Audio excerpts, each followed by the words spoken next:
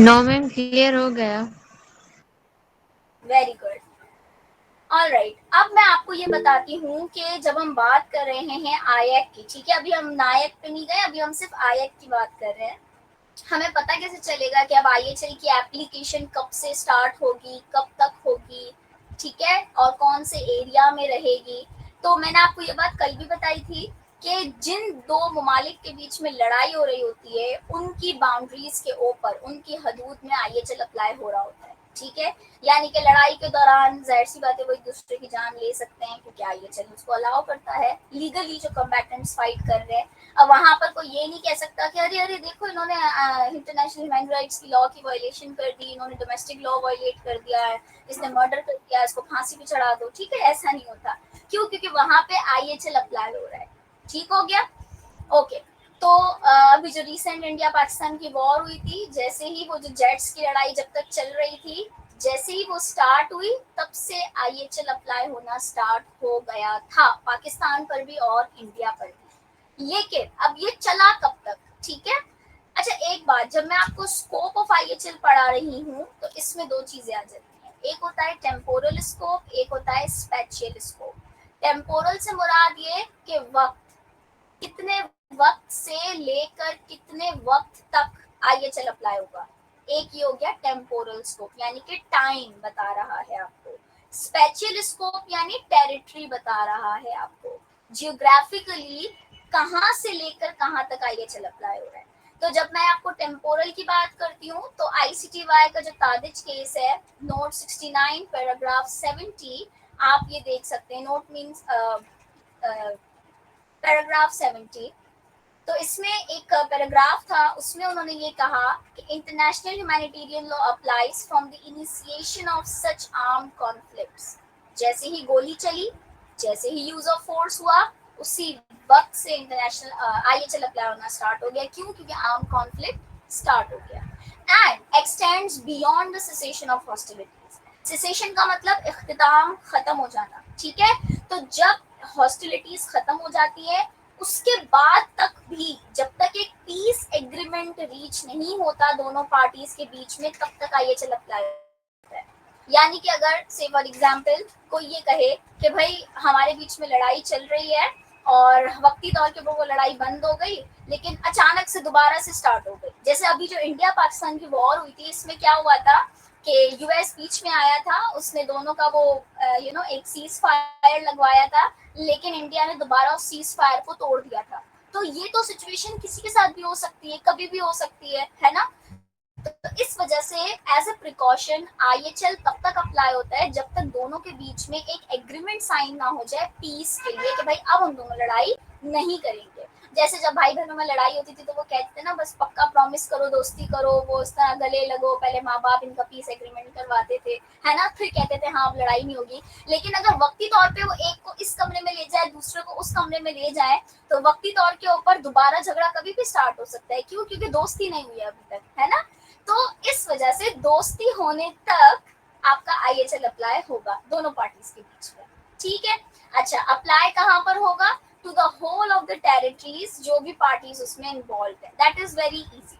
अब इसमें एक और पॉइंट इंपॉर्टेंट है, मिसाल के तौर के ऊपर लड़ाई इंडिया पाकिस्तान के बीच में चल रही है, लेकिन पाकिस्तान के कुछ सोल्जर्स और इंडियन कुछ सोल्जर्स दुबई में मौजूद है, ठीक है।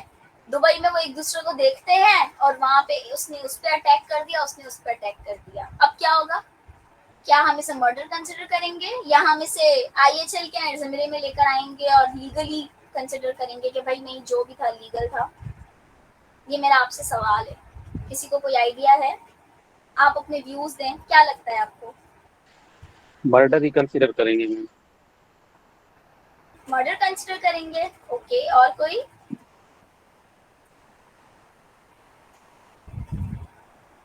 और कोई?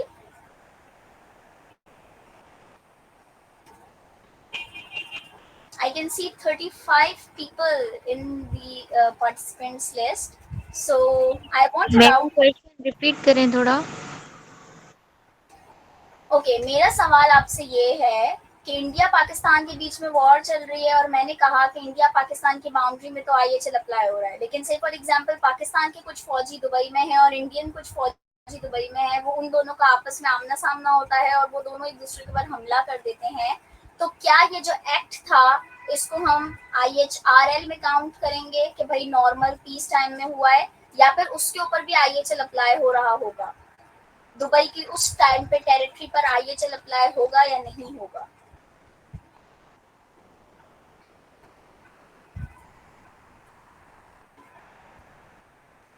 नो, उमैर अली से इज सेइंग नो, नहीं होगा। मर्डर ही कंसिडर होगा मैम, क्योंकि IHL दुबई में नहीं Pakistan. Okay, no. Alright, so majority is favouring no. By the way, the answer is that yes, IHL will apply. Reason? Because there is a very close nexus of that act and the war that is going on between India and Pakistan. Understanding? Say for example, दो भाई बहनों का झगड़ा हुआ, अब जाहिर सी बात है दो भाइयों में से कुछ उसके दोस्त हैं, कुछ उसके दोस्त हैं। अब उन दोनों को पता चल गया, उनके दोस्तों को, कि भाई हम दोनों के दोस्तों का आपस में झगड़ा हो गया है। अब वो गली में दो लोग मिलते हैं, सपोज गली में, झगड़ा तो घर में हुआ ना, उनके दो दोस्त गली में मिलते हैं और आपस में वो एक दूसरे को कूटना स्टार्ट कर देते हैं, वो उसको मार रहा है, वो उसको मार रहा है, ठीक है? तो उस इंसिडेंट का ताल्लुक इस लड़ाई से है। अगर इनकी आपस में लड़ाई नहीं होती तो वो इंसिडेंट टेक प्लेस ही नहीं करता, वो एक दूसरे को मारते ही नहीं अगर इन दोनों की लड़ाई ना हुई होती आपस में, है ना? अगर इंडिया पाकिस्तान की जंग चल ही नहीं रही होती तो दुबई में वो आपस में एक दूसरे को देखकर मारते ही नहीं। तो क्योंकि उस इंसिडेंट का एक बहुत क्लोज नेक्सस है इस वॉर के साथ, इस वजह से उस पे IHL अप्लाई होगा। ठीक है, तो ये आपको याद हो गई बात? Yes ma'am. ऑलराइट, तो ये क्लोज नेक्सस वाली बात हमेशा माइंड में याद रखिएगा कि अगर कोई इंसिडेंट भले वो दुनिया के किसी और कोने में हो रहा हो, लेकिन उसका ताल्लुक उस जंग से है जो यहाँ चल रही है, तो उस इंसिडेंट को इस जंग से हम हमेशा अटैच करेंगे और वहां IHL अप्लाई होगा। ठीक है? Yes, now this is a very good question by Umair कि भाई उनके टेरिटोरियल लॉज का क्या। नाउ जो दुबई की गवर्नमेंट है वो उनको क्या कहते हैं, एक क्योंकि IHL अप्लाई हो रहा है तो उनको ये चीज माननी पड़ेगी कि हमारे टेरिटरी के ऊपर भी जो इंसिडेंट हुआ उस पर IHL अप्लाई हो रहा है। ठीक है ना? नाउ अब वो उसका एक लीगल प्रोसीजर होता है, किस तरह वो स्टेट्स के साथ कोरिस्पॉन्ड कर रहे होते हैं। वो ये भी कर सकते हैं कि वो दोनों को जो है ना निकाल के बाहर फेंक दें कि चले भाई जाए अपने मुल्क में लड़ाई करें, यहाँ पर दंगा फसाद ना करें। लेकिन मैंने स्पीकिंग कि वेदर IHL अप्लाई होगा या नहीं होगा, यस वो होगा। अच्छा, अब हम चलते हैं अगली स्लाइड पे। अच्छा, मैं आपको एक और बात बताऊं, आपका जो आगे का लेक्चर है वो काफ़ी ज़्यादा लंबा है when we are talking about NIAC. कुछ स्लाइड ऐसी थी जो मैंने जानबूझ के इसमें से हटा दी है फॉर द रीज़न कि अगर हम उसके ऊपर जाएंगे तो मैं समझती हूँ कि आपको 2 घंटे के आपको 4 घंटे भी कम पड़ जाएंगे। ठीक है, तो हम लोग मैंने वो 2-3 स्लाइड्स, बट मैं आपको लास्ट में अगर टाइम बचा तो मैं आपको उनके बारे में बताऊंगी ज़रूर। ठीक है, ओके। तो ये बात तो आपको समझ आ गई कि when we are talking about the armed conflict, international armed conflict, 4 situations आती हैं, कौन कौन सी होती है और कहाँ कहाँ पर IHL अप्लाई होगा।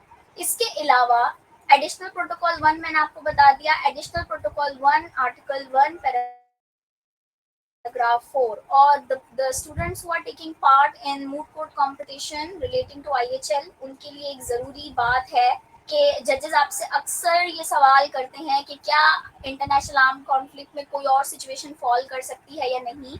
तो अगर वो कभी भी आपसे ये सवाल करें तो आप कहिएगा कि यस, उसमें 4 तरह की सिचुएशन फॉल कर सकती है, जिसमें से एक नेशनल लिबरेशन वॉर भी होती है। ठीक है, तो वो अक्सर ये सवाल करते हैं। फॉर योर इन्फॉर्मेशन, क्या पता मैं ही कभी आपसे कर लूँ, अगर कभी ऐसा इत्तेफाक हुआ तो so be ready for that. Okay, अब हम आते हैं नॉन इंटरनेशनल आर्म कॉन्फ्लिक्ट के ऊपर। So, what is non-international armed conflict? मैंने आपको कल भी बताया था। Armed group is fighting with the state, or 2 armed groups are fighting with each other. Now that is an non-international armed conflict. ठीक है, इसको हम internal armed conflict भी कहते हैं, या फिर इसका दूसरा नाम है armed conflicts not of an international character.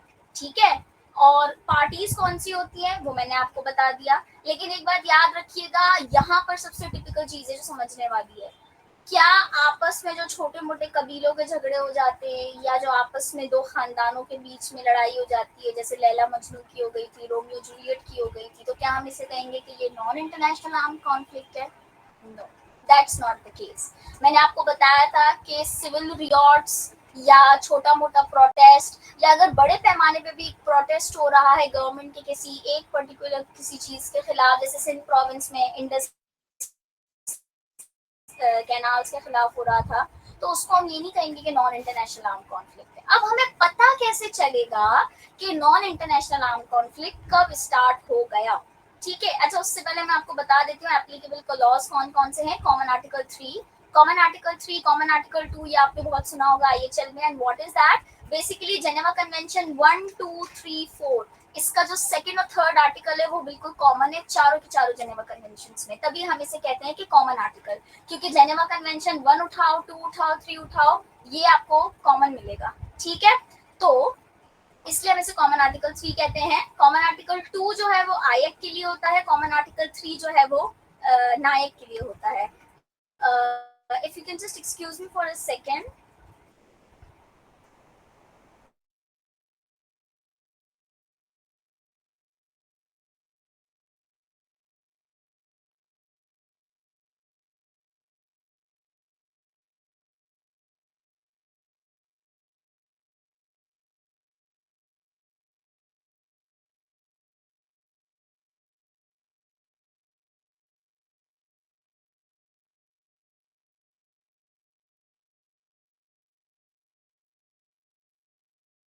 Actually बाहर तूफान आया है, बारिश हो रही है, so you can check your windows and close your windows as well. I just went to close the windows. Okay, so we were on non-international armed conflict. Okay, तो non international arm conflict में parties मैंने आपको बता दी। Applicable law कौन सा होता है? Common article 3 and AP2, that is relating to the non international arm conflict, and customary IHL of course that is applicable. ठीक है, अब पता कैसे चलेगा कि एक आर्म्ड ग्रुप जो लड़ रहा है या जिसको हम नॉन स्टेट आर्म्ड ग्रुप कहते हैं, why we are calling it non state? Because that is not belonging to the state. अगर कोई ऐसा ग्रुप है जो स्टेट के बिहाफ पे लड़ रहा है तो हम उसे स्टेट ही कंसिडर करते हैं। ठीक है, तो इसलिए जरूरी है कि हम उस ग्रुप को नॉन स्टेट आर्म्ड ग्रुप कहें। ठीक है, तो जो नॉन स्टेट आर्म्ड ग्रुप है उसकी कुछ क्वालिफिकेशंस हैं। सब सपोज करें कि कल कदा एक ग्रुप ऑफ पीपल खड़ा हो जाए स्टेट के खिलाफ, वो लड़ने आ जाए और कहे कि जी हम तो आर्म्ड ग्रुप हैं, तो क्या उसके ऊपर जो हुकूमत है वो आकर उससे जंग करे और उसको ये कहे कि ये नायक है, हम हमारे यहाँ नायक हो रहे हैं और आईएचएल अप्लाई कर दें? क्योंकि देखिए ना, जब किसी कंट्री में वॉर होती है या नॉन इंटरनेशनल आर्म कॉन्फ्लिक्ट होता है तो पूरी दुनिया की नजरें उसके ऊपर होती हैं। ठीक है, जो बलोचिस्तान लिबरेशन आर्मी है, now that is a proper noun state armed group. Why? Because that is fulfilling the qualifications. ये जरूरी है कि जो भी आर्म्ड ग्रुप लड़ाई कर रहा है वो उन क्वालिफिकेशंस को पूरा करे जो आईएचएल ने बताई हैं। यानी कि ऐसा नहीं हो सकता कि आईएचएल कोई भी ग्रुप खड़े होकर, सपोज 50 लोगों का ग्रुप खड़े होकर लड़ाई करने लग जाए और हम कहें कि जी अब आईएचएल अप्लाई हो गया। क्यों? क्योंकि एक आर्म्ड ग्रुप लड़ रहा है अपनी स्टेट के खिलाफ। ऐसा नहीं होता। उस आर्म्ड ग्रुप के लिए भी कुछ क्वालिफिकेशंस हैं, सर्टेन क्राइटेरिया जो उसको पूरा करना पड़ेगा। तो वो क्राइटेरिया क्या है? बहुत सारे इंटरनेशनल क्रिमिनल ट्रिब्यूनल्स हैं, जैसे आईसीटीवाई, आईसीटीआर, उसके अलावा न्यूरेमबर्ग और टोक्यो ट्रायल्स हमारे पास हुए थे। तो उसके अलावा बहुत सारे हमारे पास केसेस हैं। मैंने कुछ केसेस इन स्लाइड्स के ऊपर लिखे हुए हैं। एक लेमार्च केस है, ठीक है, और उसकी पूरी साइटेशन गिवन है, पैराग्राफ 89 2005 का केस है। उसके अलावा मुसीमा केस है आईसीटीआर का, और भी बहुत सारे केसेस हैं, हरिदनाज केस है, जिसमें वो आपको ये बताते हैं कि एक आर्म ग्रुप की क्या क्वालिफिकेशंस हैं। बेसिकली ये आईएचएल में गिवन है लेकिन उसको फर्दर एलैबोरेट किया गया है। ठीक है, ओके, तो सबसे पहले command structure and disciplinary rules होने चाहिए। ठीक है, जो भी ग्रुप है, ऐसा नहीं कि मतलब वो कुछ लोग है ना वो सवाल करते हैं, मतलब इस तरह करते हैं कि ग्रुप्स में जिसकी जो मर्जी आ रही है वो कर रहा है, ना कोई रूल है, ना कोई रेगुलेशन है, ना कोई कमांड है, ना कोई स्ट्रक्चर है, ना कोई किसी की बात मान रहा है, जिसका जो दिल चाह रहा है वो कर रहा है। ऐसा नहीं हो सकता। अगर आप एक आर्म ग्रुप हो तो तरीके से लड़ाई करो, क्योंकि मैंने क्या बताया था, everything is not fair in war. ठीक है, so if it's not fair then you have to abide by some rules. और वो रूल्स ये भी हैं कि आपको एक कमांड स्ट्रक्चर फॉलो करना है। कमांड स्ट्रक्चर एवरीबडी नोज कि आपके पास एक हायरार्की सेट होनी चाहिए। जैसे हमारे पास आर्म फोर्सेस में होता है ना, कैप्टन होता है, lieutenant, and then we have chief and I don't know the proper hierarchy, but there is a certain hierarchy, right? तो इसी तरीके से आपके आर्म ग्रुप में भी कोई ना कोई हायरार्की होनी चाहिए। अब जरूरी ये नहीं है कि जैसा हमारे आर्म फोर्सेस की हायरार्की होती है बिल्कुल वैसी ही आप हायरार्की होनी चाहिए कि आपके पास कैप्टन भी हो, लेफ्टिनेंट कर्नल भी हो, ये हो वो हो, ऐसा जरूरी नहीं है। लेकिन कोई तो एटलीस्ट हायरार्की हो। चले आपके कुछ आदमी हैं जो लड़ाई कर रहे हैं, उससे ऊपर आपका एक 50 लोगों के ऊपर एक हेड है, ठीक है, फिर 5 हेड्स के ऊपर एक सुपर हेड है, फिर उस सुपर हेड के ऊपर भी एक चीफ है। तो इस तरह से कुछ कोई ना कोई स्ट्रक्चर होना चाहिए। एक तो ये कंडीशन है। दूसरी कि आपका एक हेडक्वार्टर होना चाहिए, ठीक है ना, जैसे कोई अड्डा होता है किसी के घर को हम हेडक्वार्टर बनाते हैं, वो होना चाहिए। उसके अलावा आप एक सर्टेन टेरिटरी को कंट्रोल कर रहे हो। 50 लोगों का ग्रुप उठ के कहे कि जी हम तो इस घर को कंट्रोल कर रहे हैं, तो क्या ये काफी होगा एक आर्म ग्रुप बनने के लिए? नो। आप कम से कम एक इलाके को कंट्रोल करो, एक पोर्शन, एक टेरिटरी को कंट्रोल करो, तब समझा जाएगा कि yes now this is an arm group. और आर्म ग्रुप के लिए ये कंडीशन जरूरी क्यों है? क्योंकि अगर उस इलाके के लोग ही आपको अपने ऊपर अथॉरिटी नहीं मानते और आपको फिर कंट्रोल नहीं करने दे रहे, तो फिर आप स्टेट से किस बात के ऊपर लड़ाई कर रहे हो? ठीक है। और ज्यादातर आपको पता है कि जो ज्यादातर हमारे पास आर्म ग्रुप्स जो लड़ाई कर रहे होते हैं ना, उनका पर्पस, उनका मोटो यही होता है कि या तो वो रिलीजियस अपने उसके लिए लड़ाई कर रहे होते हैं कि माइनॉरिटी में होते हैं और उनको उनके राइट्स नहीं मिल रहे होते, ठीक है, या तो उनकी कल्चर की वजह से उनको दबाया जा रहा होता है, या तो उनके लोगों को एथनिसिटी की बुनियाद के ऊपर दबाया जा रहा होता है। तो यही इसके मोर और लेस रीजंस होते हैं। तो इसलिए जरूरी है कि आपको वहां अपने इलाके के लोग आपको सपोर्ट करें। सपोर्ट करने का मतलब कि आप उस टेरिटरी को कंट्रोल कर रहे हो, लेकिन that's not always the case. जैसे आपको पता है कि अभी अफगानिस्तान के ऊपर जो हुकूमत है तालिबान की, उनका प्रेसिडेंट भाग गया है। तो आपको क्या लगता है कि वहाँ की आवाम चाहती है कि तालिबान हमारे ऊपर हुकूमत करें या नहीं चाहती? वी डोंट नो, ठीक है। लेकिन बताने का मकसद, एग्जाम्पल देने का मकसद कि एक सिचुएशन तो ये होती है कि लोग खुद चाहते हैं कि वो अथॉरिटी हमारे ऊपर एक्सरसाइज करे, और एक सिचुएशन होती है जिसमें आपके पास कोई ऑप्शन नहीं होता। वो इतने पावरफुल होते हैं कि उस टेरिटरी को कंट्रोल कर लेते हैं, ठीक है। So this situation can be of both sides. Now चौथी सिचुएशन ये है कि आप वेपन्स का एक्सेस भी ले सको, आप उन्हें चला भी सको, और आप दूसरे मिलिट्री इक्विपमेंट्स को भी हासिल कर सको, आप ट्रेनिंग भी कर सको बाकायदा। ऐसा नहीं कि बस जिसके हाथ में जो आया उठा के चला दिया, नो। आपको बकायदा ट्रेनिंग दी जा रही है उन वेपन्स को चलाने की, आपको नो हाउ दी जा रही है, प्रैक्टिस हो रही है, ट्रेनिंग सेशंस हो रहे हैं, प्लस आप हथियार मंगवा सकते हो और आप उन हथियारों को इस्तेमाल कर सकते हो। Now you are an armed, ठीक है। उसके अलावा ability to plan, coordinate and carry out military operation. आप प्लानिंग कर रहे हो, आप कोऑर्डिनेशन कर रहे हो एक दूसरे के साथ वॉकी टॉकीज के ऊपर नॉट ऑफ द टाइम्स, और उसके अलावा आप बकायदा एक मिलिट्री ऑपरेशन कंडक्ट कर रहे हो। Now you are an armed group. उसके अलावा आपके पास एक यूनिफाइड मिलिट्री स्ट्रेटेजी है। ऐसा नहीं कि 10 लोगों का जो दिल कर रहा है वो अपनी लड़ाई लड़ रहे हैं, 10 लोगों का जो दिल कर रहा है वो अपनी लड़ाई लड़ रहे हैं, किसी का कुछ पता ही नहीं है। आपकी एक आवाज होनी चाहिए, एक मोटिव होना चाहिए, एक पर्पस होना चाहिए, और उसी पर्पस को पूरा ग्रुप फॉलो कर रहा है, ठीक है। Now you are an armed group. उसके अलावा आप नेगोशिएट भी कर सको गवर्नमेंट के साथ। से फॉर एग्जांपल गवर्नमेंट कहती है ठीक है भाई हम बातचीत के लिए तैयार है, आप भेजें अपने किसी बड़े को, तो you must have a person who is negotiating on your behalf and everybody is abide by what that ever person is saying, ठीक है। तो ये सारे criterias although they are not definitive, ठीक है, यानी कि आप ये नहीं कह सकते कि बस ये सारे पूरे हो गए तो ही होगा। These criterias are factors that are influential. जितने ज्यादा मीट होंगे उतना ज्यादा आपका केस स्ट्रॉन्ग बनेगा, ठीक है। लेकिन एक होता है ना बस पक्का बस ये 5-6 पूरे कर लो तो आपका काम हो जाएगा, that's not always the case. In future they may always change. तो ये बात तो हमें समझ आ गई कि नायक के लिए एक आर्म ग्रुप को कुछ क्वालिफिकेशन से उसको पूरा करना जरूरी है। अब हम आते हैं कि पता कैसे चलेगा कि नायक है या नहीं है। देखिए 3 तरह की अप्रोचेस हैं जिससे आपको पता चलेगा कि वेदर अ नायक एग्जिस्ट्स और नॉट, ठीक है।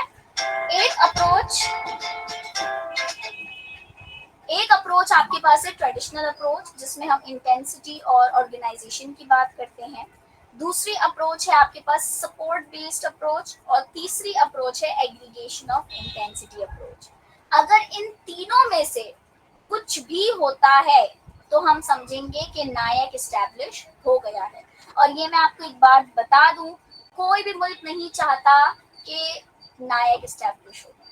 उसका रीजन, क्योंकि अगर नायक इस्टेब्लिश हो गया, ग्लोबल कम्युनिटी को ये बात पता चल गई कि नायक चल रहा है और एक स्टेट है जिसकी गवर्नमेंट अपने आर्म ग्रुप को कंट्रोल नहीं कर पा रही, सिचुएशन उसके हाथ से निकल चुकी है, उसकी इंटेंसिटी जो शिद्दत है आर्म्ड कॉन्फ्लिक्ट की वो बहुत ज्यादा बढ़ गई है और अब हमारा इंटरवेंशन करना जरूरी है, तो बेसिकली आपकी अथॉरिटी के ऊपर एक सवाल उठता है।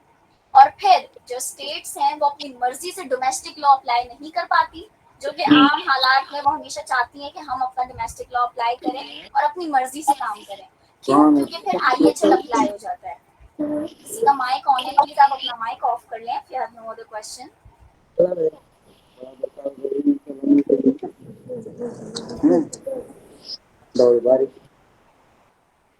मंजूर सोलंकी, आपका माइक ऑन है, if you can please। Okay, thank you so very much। All right, so I was on the point कि गवर्नमेंट नहीं चाहती। इसकी मिसाल आप इस तरह लें कि आपके घर में आपके बच्चों के बीच में एक पेरेंट्स है जिनके बच्चों के बीच में आपस में झगड़ा हो रहा है, ठीक है, और बाहर से लोग आकर आपके बच्चों के झगड़ा सुलझवाएं, तो आपके पेरेंट्स को कैसा लगेगा? आप कहेंगे भाई हमारा मामला है, हमारे बच्चे हैं, हम खुद देख लेंगे, आप जाएं अपना काम करें, ठीक है।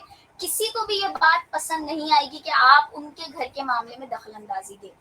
क्यों? क्योंकि पेरेंट्स तो मार भी सकते हैं अपने बच्चों को, मार के भी चुप करवा देंगे, ठीक है, मार लिया, प्यार से समझा दिया, कुछ लॉलीपॉप टॉफी का लालच देके बिठा दिया, मतलब वो कोई भी तरीका इस्तेमाल कर सकते हैं जब तक कि ये बात उनके अपने घर तक महदूद है।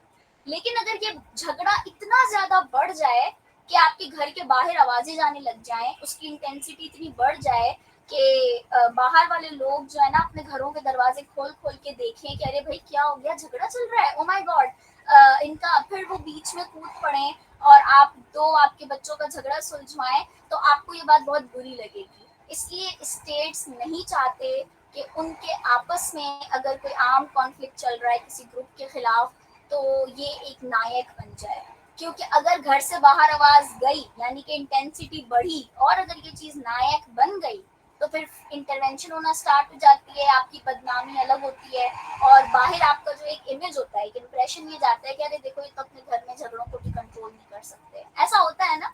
तो मुल्कों के लिए भी हमारा घर हमारा मुल्क, बिल्कुल हमारा मुल्क हमारे घर की तरह है, तो same goes with that as well.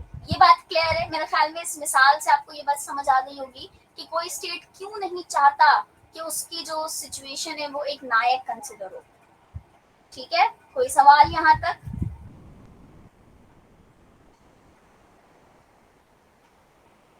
नहीं है कोई क्वेश्चन? ऑल राइट निर्जला, thank you so very much. Okay, तो अब मैं आपको बताऊंगी 3 अप्रोचेस जिससे कि नायक बनता है। एक होती है traditional approach, intensity and organisation, दूसरी होती है सपोर्ट बेस्ड अप्रोच, तीसरी होती है एग्रीगेशन ऑफ इंटेंसिटी अप्रोच। अब हम बात करते हैं ट्रेडिशनल अप्रोच की। तादिज केस ने बहुत डीपली जाके एनालिसिस किया था कि आयक कब होता है, नायक कब होता है, कब स्टार्ट होगा, कब एंड होगा। इस चीज को तादिज केस में बहुत अच्छे से एक्सप्लेन किया गया है, ठीक है। सो इस वजह से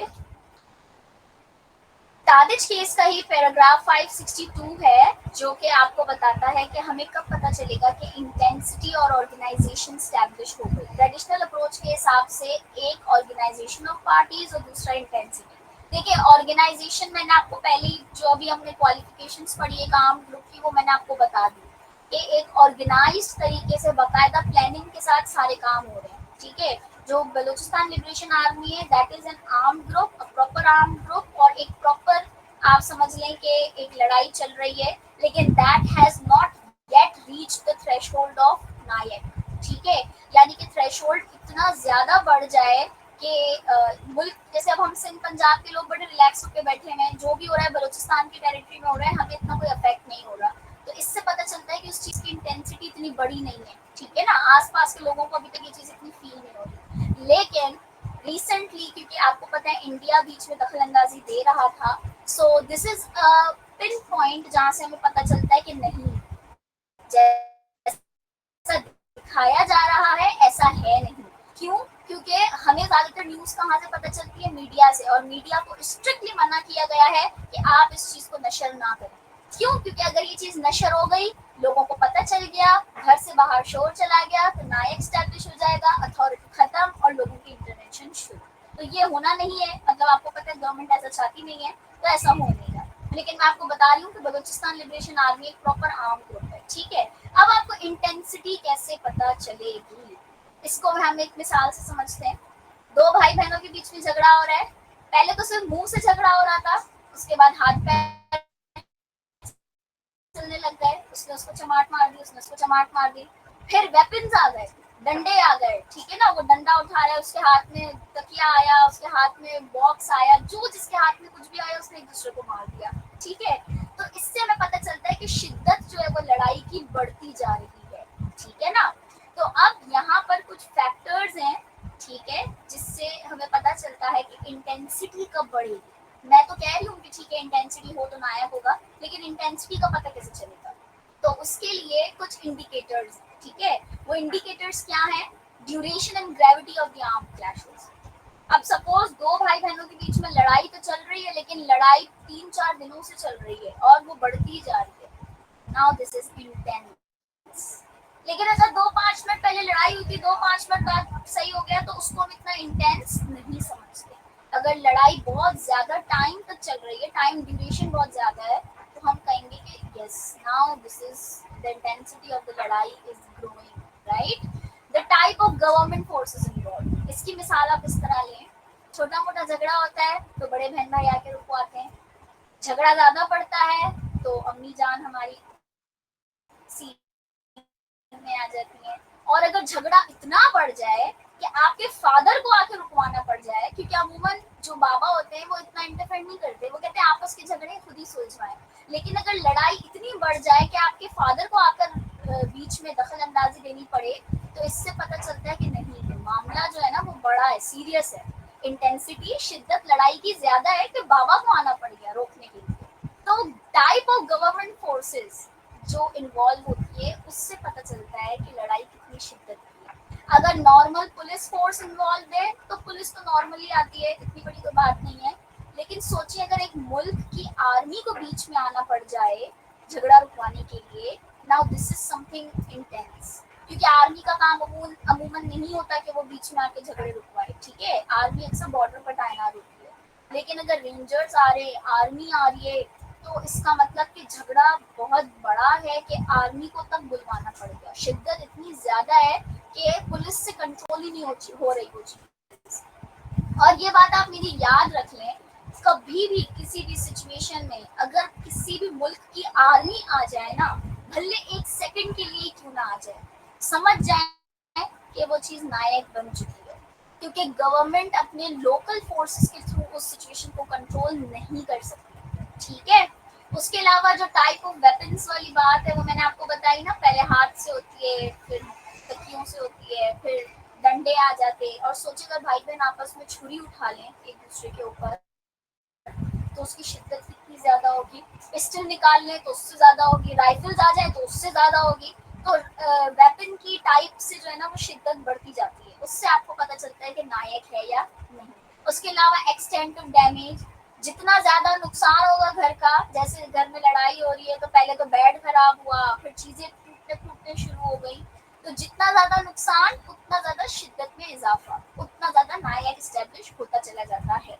अगर रोड टूट रहे हैं, बैनर्स टूट रहे हैं, जब आपको याद होगा 2007 में जब मोहतरमा बेनज़ीर भुट्टो को गोली लगी, तो जो दंगे फसाद थे वो किस हद तक बढ़ गए थे ना, ट्रांसपोर्ट पर आग लगा रहे थे।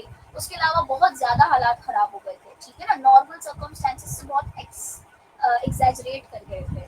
तो खैर मैं ये नहीं कह रही कि वो जो टाइम था वो नायक था, ऐसा नहीं है। मैं आपको मिसाल ये दे रही हूँ कि इंटेंसिटी इतनी बढ़ जाए कि डैमेज बहुत ज्यादा हो जाए, ठीक है ना। पहले तो दुकानें बंद करवाई, फिर लोगों के ऊपर हमला, ट्रांसपोर्ट पे हमला, ये सारी चीजें हो जाए, तो इसका मतलब कि इंटेंसिटी बढ़ गई है किसी चीज की। जो कश्मीर में हो रहा है उसकी इंटेंसिटी काफी ज्यादा है, ठीक है। बॉम्ब शेलिंग, दुकानों को बंद करवाना एंड एवरीथिंग लाइक दैट। उसके अलावा number of civilian force to flee. अच्छा, एक और इसमें इंडिकेटर ये होता है, लड़ाई इतनी ज्यादा बढ़ जाए कि लोग अपनी जगहों को, अपने घरों को छोड़कर भागने लगे, तो ये भी एक इंडिकेटर होता है जिससे पता चलता है कि भाई लड़ाई की शिद्दत बहुत ज्यादा। ठीक है, क्यों? क्योंकि लड़ाई इतनी बढ़ गई है कि एक आम आवाम अपने आप को वहाँ सिक्योर फील ही नहीं कर रही, उनको इतना डर लग गया है कि वो अपने घरों को छोड़ के भाग रहे हैं। तो इसका मतलब कि जरूर लड़ाई में इतनी शिद्दत है। उसके अलावा रोड्स का बंद होना, सीज फायर ऑर्डर्स निकलना, हड़तालें हो जाना, कारोबार का बंद हो जाना, वर्क सस्पेंड हो जाना, अगर ये सारी चीजें मुसलसल हो रही हैं तो इसका मतलब भी क्या है कि इंटेंसिटी झगड़े की बढ़ रही है। और अगर यूएन सिक्योरिटी काउंसिल ने आकर जरा सा भी अपना रोल अदा कर दिया तो उससे तो डेफिनेटली पता चलता है कि झगड़ा बहुत बढ़ चुका है, क्योंकि यूएन सिक्योरिटी काउंसिल दखल अंदाजी दे रही है तो यकीनन मामला इतना है कि उनको लग रहा है कि इनकी स्टेट जो है उसको नहीं सुलझा पा रही। ठीक है, अच्छा, इसके अलावा ऑर्गेनाइजेशन ऑफ पार्टीज मैंने आपको बता दिया, ability to plan, transit, chain of command, recruit करना, नए लोगों को अपनी आर्मी में शामिल करना, अपनी तादाद बढ़ाना। अगर ये दोनों चीजें स्टैब्लिश हो जाती हैं, इंटेंसिटी प्लस ऑर्गेनाइजेशन, तो हम कहेंगे कि नायक हैज बीन एस्टैब्लिश्ड। ठीक है, यानी कि नायक स्टैब्लिश हो चुका है, ये वो थ्रेशोल्ड है जिसको रीच करना जरूरी है। अब नाउ अंडरस्टैंड द डिफरेंस के आयक का जो थ्रेशोल्ड है वो बहुत थोड़ा सा है, एक गोली भी चली तो आयक स्टैब्लिश हो जाता है, लेकिन जो नायक का थ्रेशोल्ड है वो बहुत ज्यादा बड़ा है। ठीक है ना, बहुत बड़े पैमाने पर जब उसकी इंटेंसिटी बढ़ेगी, ऑर्गेनाइजेशन होगी, तब जाके हम कहेंगे कि एक नायक स्टैब्लिश हुआ है। ठीक है, तो दोनों में ये एक इम्पॉर्टेंट डिफरेंस है, याद रखिएगा इसको। दूसरा तरीका जिससे हमें ये पता चल जाए कि नायक है या नहीं है, तो दूसरा तरीका होता है एग्रीगेशन ऑफ इंटेंसिटी अप्रोच। मिसाल के तौर के ऊपर दो लोगों के बीच में लड़ाई हो गई स्कूल में। ठीक है, इनफैक्ट किसी टीचर और किसी बच्चे के बीच में लड़ाई हो गई, या प्रिंसिपल समझ लें, आपकी जो गवर्नमेंट है आप उसे प्रिंसिपल समझ लें मिसाल के तौर के ऊपर, और वो जो बच्चा है वो एक आर्म ग्रुप है, उसके बीच में और प्रिंसिपल के बीच में लड़ाई हो गई। ठीक है, यानी कि स्टेट के और आर्म ग्रुप के बीच में। लेकिन जो आर्म ग्रुप है उसकी तादाद ज्यादा नहीं है, उसमें प्रॉपर ऑर्गेनाइजेशन नहीं है, या वो एक आर्म ग्रुप के क्राइटेरिया को अभी तक फुलफिल नहीं कर पाए पूरे तरीके से। ठीक है, इंटेंसिटी इतनी ज्यादा नहीं थी, क्यों? क्योंकि आर्म ग्रुप में 20 बच्चे हैं, वो अपने प्रिंसिपल से लड़ रहे हैं। अब दूसरे बच्चे ये सोचते हैं कि यार प्रिंसिपल से मसले तो हमें भी बहुत हैं, इसने हमारे साथ भी अच्छा नहीं किया था, अगर एक लड़ाई चल रही है ना, हम भी इन्हीं के साथ मिलकर लड़ाई कर लेते हैं, हमारा मकसद भी पूरा हो जाएगा। ठीक है, इस तरह दूसरा जो ग्रुप था 10-15 लोगों का, उन्होंने भी ज्वाइन किया लड़ाई में, उन्होंने कहा चलो भाई हम भी लड़ाई करते। लेकिन याद रखिएगा दोनों ग्रुप्स का जो पर्पस है, जो मोटिव है, वो अलग है। वो अपने मकसद के लिए लड़ाई कर रहा है, वो अपने मकसद के लिए लड़ाई कर रहा है। इसी तरह तीसरे ग्रुप ने ज्वाइन किया, चौथे ग्रुप ने ज्वाइन किया। अब 10-15 जो 4-5 ग्रुप्स हैं वो इकट्ठे होकर 100 का ग्रुप बन जाता है। अब यहाँ पर हमें पता चलता है कि जो इंटेंसिटी है वो बढ़ती जा रही है, एग्रीगेट होती जा रही है। यानी एग्रीगेट मींस हम कहते हैं ना एवरेज निकालना, तो एक आर्म ग्रुप अकेला इंटेंसिटी और ऑर्गेनाइजेशन के क्राइटेरिया को मीट नहीं कर पा रहा था, लेकिन जब 4-5 आर्म ग्रुप्स मिलकर स्टेट के अगेंस्ट लड़ाई कर रहे हैं तो उनका जो एवरेज निकल रहा है उसकी इंटेंसिटी ज्यादा है। 4-5 लोगों का ग्रुप मिलकर लड़ाई कर रहा है और उसकी इंटेंसिटी ज्यादा है, तो हमें पता चलता है कि नायक एस्टैब्लिश हो गया है। इस चीज में कोई कंफ्यूजन हो किसी को तो वो मुझसे पूछ ले।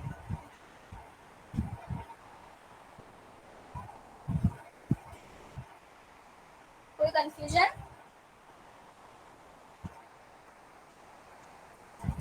No ma'am. Okay, alright, thank you so much Samavia, Rauf. Okay, अब हम आगे चलते हैं सपोर्ट बेस्ड अप्रोच। अच्छा, जो मैंने आपको पहले दो सिचुएशंस बताई वो याद रखिएगा। जो मैंने आपको ट्रेडिशनल अप्रोच बताई थी वो एक आर्म ग्रुप इतने हद तक लेवल पार कर जाए कि वो एक ही काफी है, उसके लिए उसको 2-4 की जरूरत नहीं। लेकिन दूसरी जो हमने अप्रोच पढ़ी, एग्रीगेशन ऑफ इंटेंसिटी अप्रोच, उसमें एक आर्म ग्रुप अकेला काफी नहीं था, 4-5 ग्रुप्स मिले, फिर उसकी इंटेंसिटी बढ़ गई। Now NIAC has been established. तीसरी अप्रोच ये है कि फॉरेन इंटरवेंशन हो जाता है। ठीक है, यानी कि एक आर्म ग्रुप था, वो लड़ रहा है मिसाल के तौर के ऊपर, लेकिन वो ऑर्गेनाइजेशन और इंटेंसिटी के क्राइटेरिया को मीट नहीं कर पा रहा। अब उसको सपोर्ट करता है कोई बाहर का मुल्क, बाहर से अगर कोई उसको फॉरेन स्टेट सपोर्ट करता है तो अब उसकी इंटेंसिटी भी बढ़ जाएगी और उसका ऑर्गेनाइजेशन भी बढ़ जाएगी, क्योंकि जब आपको बाहर से सपोर्ट मिल रही है तो आपको पैसा भी मिलता है, आपको हथियार भी मिलते हैं, आपको लोग भी मिलते हैं। तो नाउ दिस हम कहेंगे कि एक नायक स्टैब्लिश हो जाता है। कब हो जाता है? अगर बाहर से आपको सपोर्ट मिलना स्टार्ट हो जाए तो इसको भी ये समझा जाएगा कि एक नायक इस्टेब्लिश हो चुका है। लेकिन याद रखिएगा, जब भी मैं फॉरेन इंटरवेंशन की बात करूंगी तो उसमें दो तरह की सिचुएशंस हो सकती हैं। या तो जो बाहर का जो ग्रुप है, या तो वो स्टेट को ही सपोर्ट कर रहा है, जैसे कि यूएसए इजराइल को सपोर्ट कर रहा है हमास के खिलाफ। So now USA is a state, Israel is a state, and USA being a state is supporting another state. तो फॉरेन इंटरवेंशन तो है, मगर वो अभी भी नॉन इंटरनेशनल आर्म कॉन्फ्लिक्ट रहेगा। ठीक है, क्यों? क्योंकि एक तरफ की पार्टीज स्टेट है और दूसरी तरफ की आर्म ग्रुप है। फॉरेन इंटरवेंशन है और हमें इससे ये भी पता चल रहा है कि एक स्टेट जो आर्म ग्रुप है वो इतना ताकतवर है, जैसे कि गजा स्ट्रिप को हमास ने कंट्रोल किया हुआ था and that was a proper arm group. ठीक है, तो वो इतना ताकतवर है कि वो इजराइल को टक्कर दे रहा है। Now Israel alone is unable to fight, तो वो बाहर से सपोर्ट मंगवाता है यूएस की कि भाई आओ मुझे सपोर्ट करो। अब सपोर्ट के तरीकेकार होते हैं, या तो आप पैसे दे के सपोर्ट करते हो, या तो आप वेपन्स दे के सपोर्ट करते हो, या फिर आप अपने आदमी देकर सपोर्ट करते हो। तो यूएस ने अभी तक अपने आदमी तो नहीं दिए, यानी कि उन्होंने अपनी मिलिट्री तो नहीं दी, लेकिन वो वेपन्स और अपने पैसों के और हथियारों के जरिए उनको सपोर्ट कर रहे हैं और ग्लोबली भी उनकी इमेज के लिए उनको सपोर्ट कर रहे हैं। यूएन में बार बार जब भी जनरल असेंबली में इजराइल का मसला खड़ा होता है तो यूएस उसे वीटो कर देता है, तो वो उनको सपोर्ट कर रहे हैं। और दूसरी सपोर्ट कौन सी होती है? जो ईरान हमास को सपोर्ट कर रहा था इजराइल के खिलाफ, तो अब एक स्टेट एक आर्म्ड ग्रुप को सपोर्ट कर रहा है। ये जो मैं आपको सिचुएशन बता रही हूँ ना, आप इसे गौर से सुने। उसका रीजन ये है कि अगर आपके सामने कभी पीक्यूज आते हैं या अगर आपका जो आईएचएल का पेपर आपके सामने आएगा ना, तो उसमें आपके पास एक सिचुएशन होगी। सिचुएशन में आपको वो एक स्टोरी बताएंगे। अब आपको ये समझना होगा कि इस स्टोरी में इंटरनेशनल आर्म कॉन्फ्लिक्ट है या नॉन इंटरनेशनल आर्म कॉन्फ्लिक्ट है, क्योंकि जब तक आप इसको कैटेगराइज नहीं कर पाएंगे आप लॉ अप्लाई नहीं कर पाएंगे। क्योंकि आयक के लिए लॉ अलग होता है, नायक के लिए लॉ अलग होता है।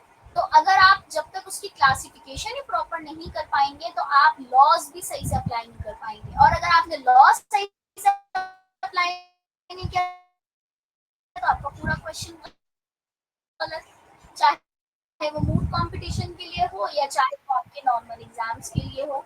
ये बात क्लियर है? किसी को कोई क्वेश्चन है तो पूछ लें।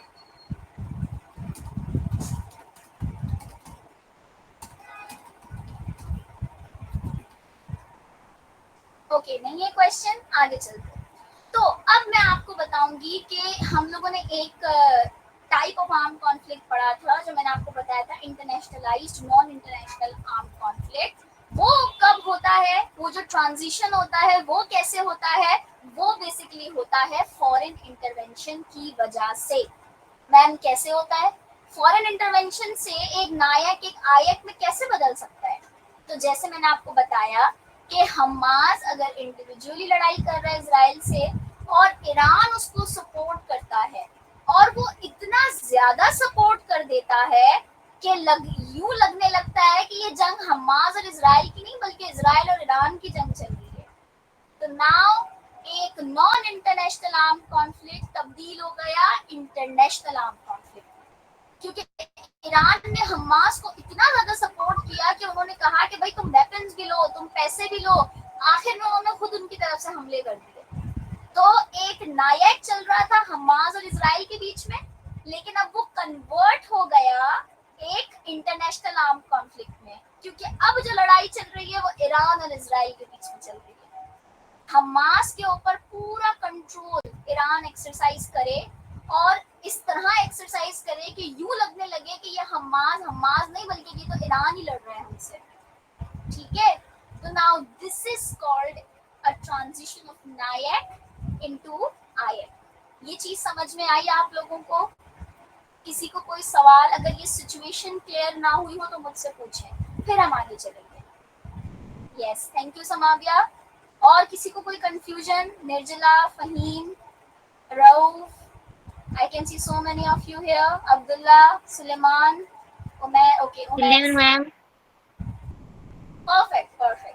ठीक है, तो ये बात तो आपको समझ आ गई। अब इतना भी आसान नहीं है। I mean, फॉरेन इंटरवेंशन जब होती है तो सिचुएशन बाज़ों का इतनी कंफ्यूजिंग हो जाती है कि हमें समझ ही नहीं आ रहा होता कि ये आयक बन चुका है या ये आयक नहीं बना।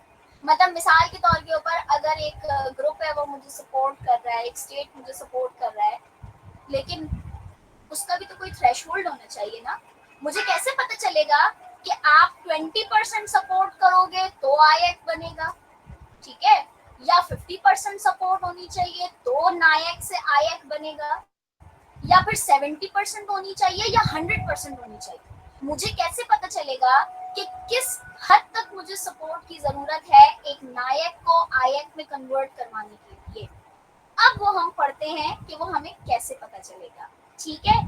तो यहाँ पर आप अपने सामने स्लाइड्स में गौर से देखें, मैंने आप लोगों की आसानी के लिए बकायदा एक फ्लो चार्ट के तरीके से बनाया है। जो पहला वाला बुलेट पॉइंट है, state, foreign state support versus arm group. USA is supporting Israel, यानी कि फॉरेन स्टेट एक स्टेट को ही सपोर्ट कर रहा है। यूएसए एक स्टेट है जो कि इजराइल को ही सपोर्ट कर रहा है। Israel is also an state. Versus, और उनकी लड़ाई किससे हो रही है? हमास से। This is NIAC, this is a pure NIAC, ठीक है। नायक और आयक का फर्क समझने के लिए उनकी पार्टीज को देख लीजिएगा। अगर दोनों तरफ स्टेट्स आ जाए ना तो वो आयक है, और अगर दोनों तरफ में से किसी एक तरफ भी आर्म ग्रुप है तो वो नायक है। सिंपल, आंख बंद करके टिक करना। लेकिन ये जरूर चेक कर लीजिएगा कि जो आर्म ग्रुप लड़ाई कर रहा है उसको कोई फॉरेन सपोर्ट तो नहीं मिल रही, क्योंकि तब सिचुएशन चेंज हो सकती है, ठीक है। तो पहले जब इजराइल और हमास की लड़ाई हो रही थी तब ईरान सपोर्ट तो कर रहा था, मगर पीछे से, वो बिल्कुल खुल के सामने नहीं आया था। हजबुल्ला ग्रुप था लेबनान का, वो सपोर्ट कर रहा था। एक हुथी ग्रुप है यमन का, वो भी सपोर्ट कर रहा था। लेकिन एक्चुअल लड़ाई हमास और इजराइल के बीच में चल रही थी, ठीक है। तो यूएस वाज सपोर्टिंग इजराइल। अब सिचुएशन बिल्कुल क्लियर कट है, एक तरफ स्टेट्स हैं, एक तरफ आर्म ग्रुप है।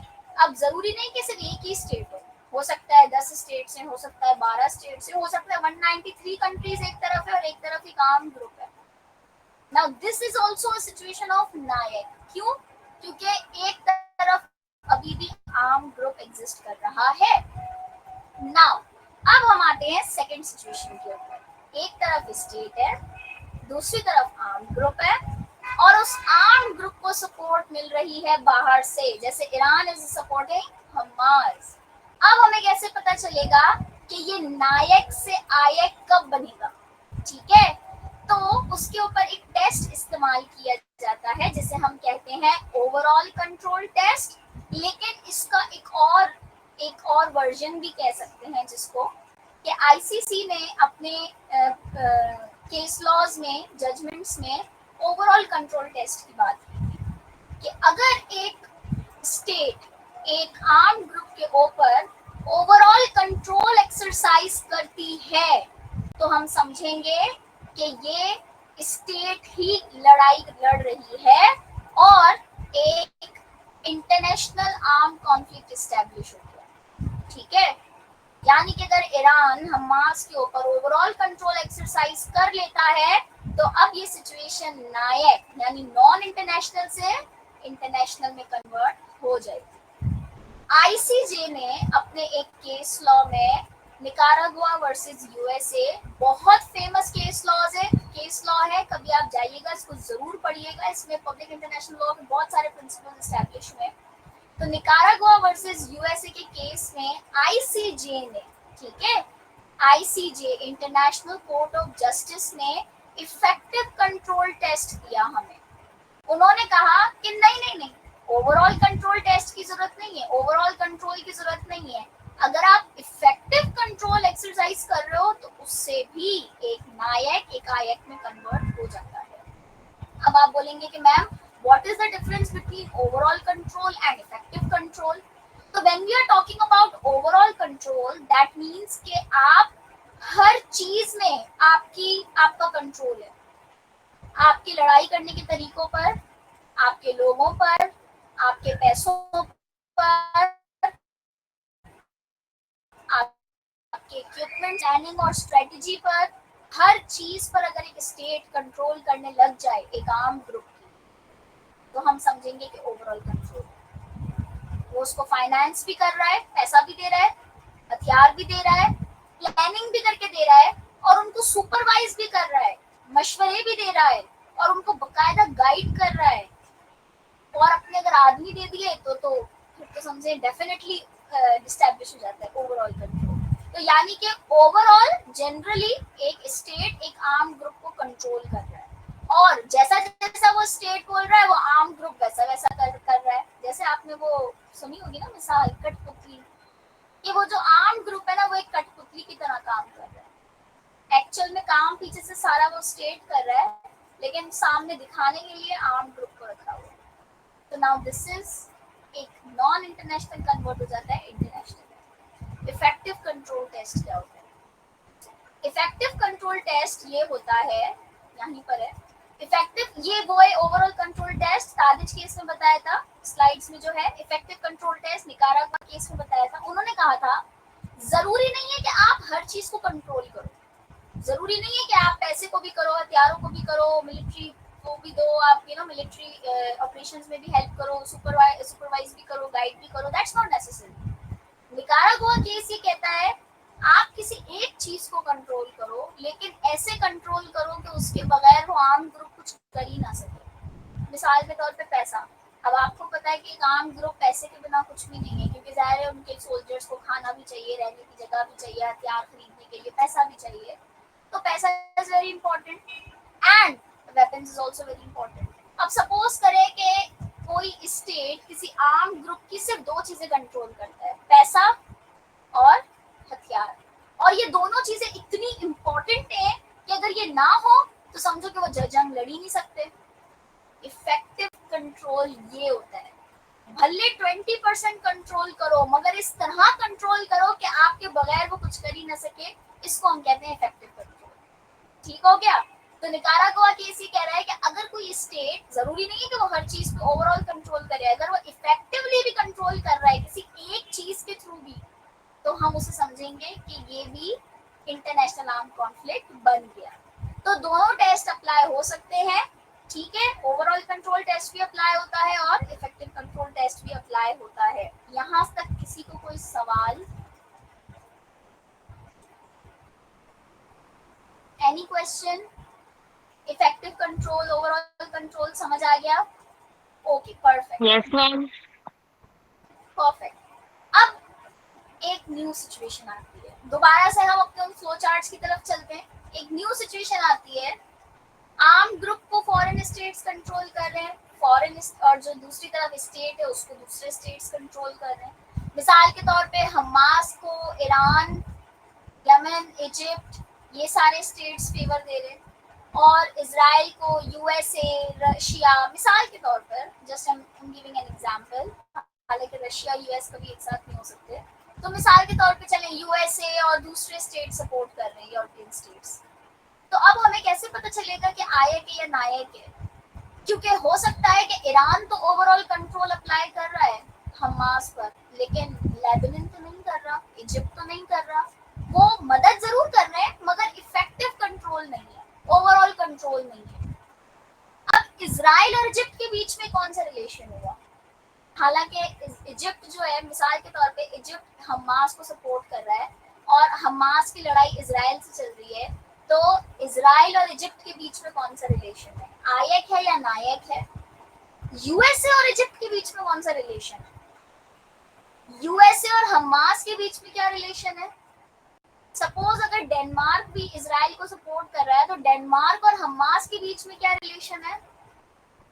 Now this is confusing. बहुत सारे स्टेट्स जमा हो गए हैं, कुछ उसको सपोर्ट कर रहे हैं, कुछ उसको सपोर्ट कर रहे हैं, कुछ ओवरऑल कंट्रोल एक्सरसाइज कर रहे हैं, कुछ ओवरऑल कंट्रोल एक्सरसाइज नहीं कर रहे। तो अब क्या होगा, अब आप सिचुएशन बायलेटरली करोगे डिटरमाइन। मतलब अगर कोई कहे कि ओवरऑल सिचुएशन बताओ आयक है या नायक है, तो आप नहीं बता सकते। आपको दो पार्टीज के बीच में अलहदा अलहदा सिचुएशन एनालाइज करनी पड़ेगी। मिसाल के तौर के ऊपर Iran is exercising overall control on Hamas, तो इजराइल और ईरान का इंटरनेशनल आर्म कॉन्फ्लिक्ट चल रहा है। क्यों? क्योंकि वो ओवरऑल कंट्रोल या फिर इफेक्टिव कंट्रोल एक्सरसाइज कर रहे हैं। लेकिन Egypt is not exercising overall control और इफेक्टिव कंट्रोल ऑन हमास, तो क्या इजराइल और इजिप्ट के बीच में इंटरनेशनल आर्म कॉन्फ्लिक्ट है? No, not at all. उनके बीच में आईएक एस्टेब्लिश नहीं हुआ।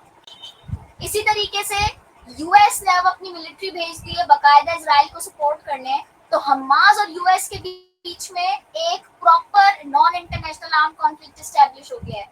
हालांकि लड़ाई तो इजराइल की थी, लेकिन क्योंकि यूएस उसको पूरा सपोर्ट कर रहा है, तो अब यूएस और हमास के बीच में बाकायदा एक non international arm conflict exist कर रहा है। तो अब आपको समझ आया कि बायलेटरली सिचुएशन को आपको एनालाइज करना होगा कि इजिप्ट और यूएस के बीच में क्या चल रहा है, इजराइल और ईरान के बीच में क्या है, ईरान और यूएस के बीच में क्या है।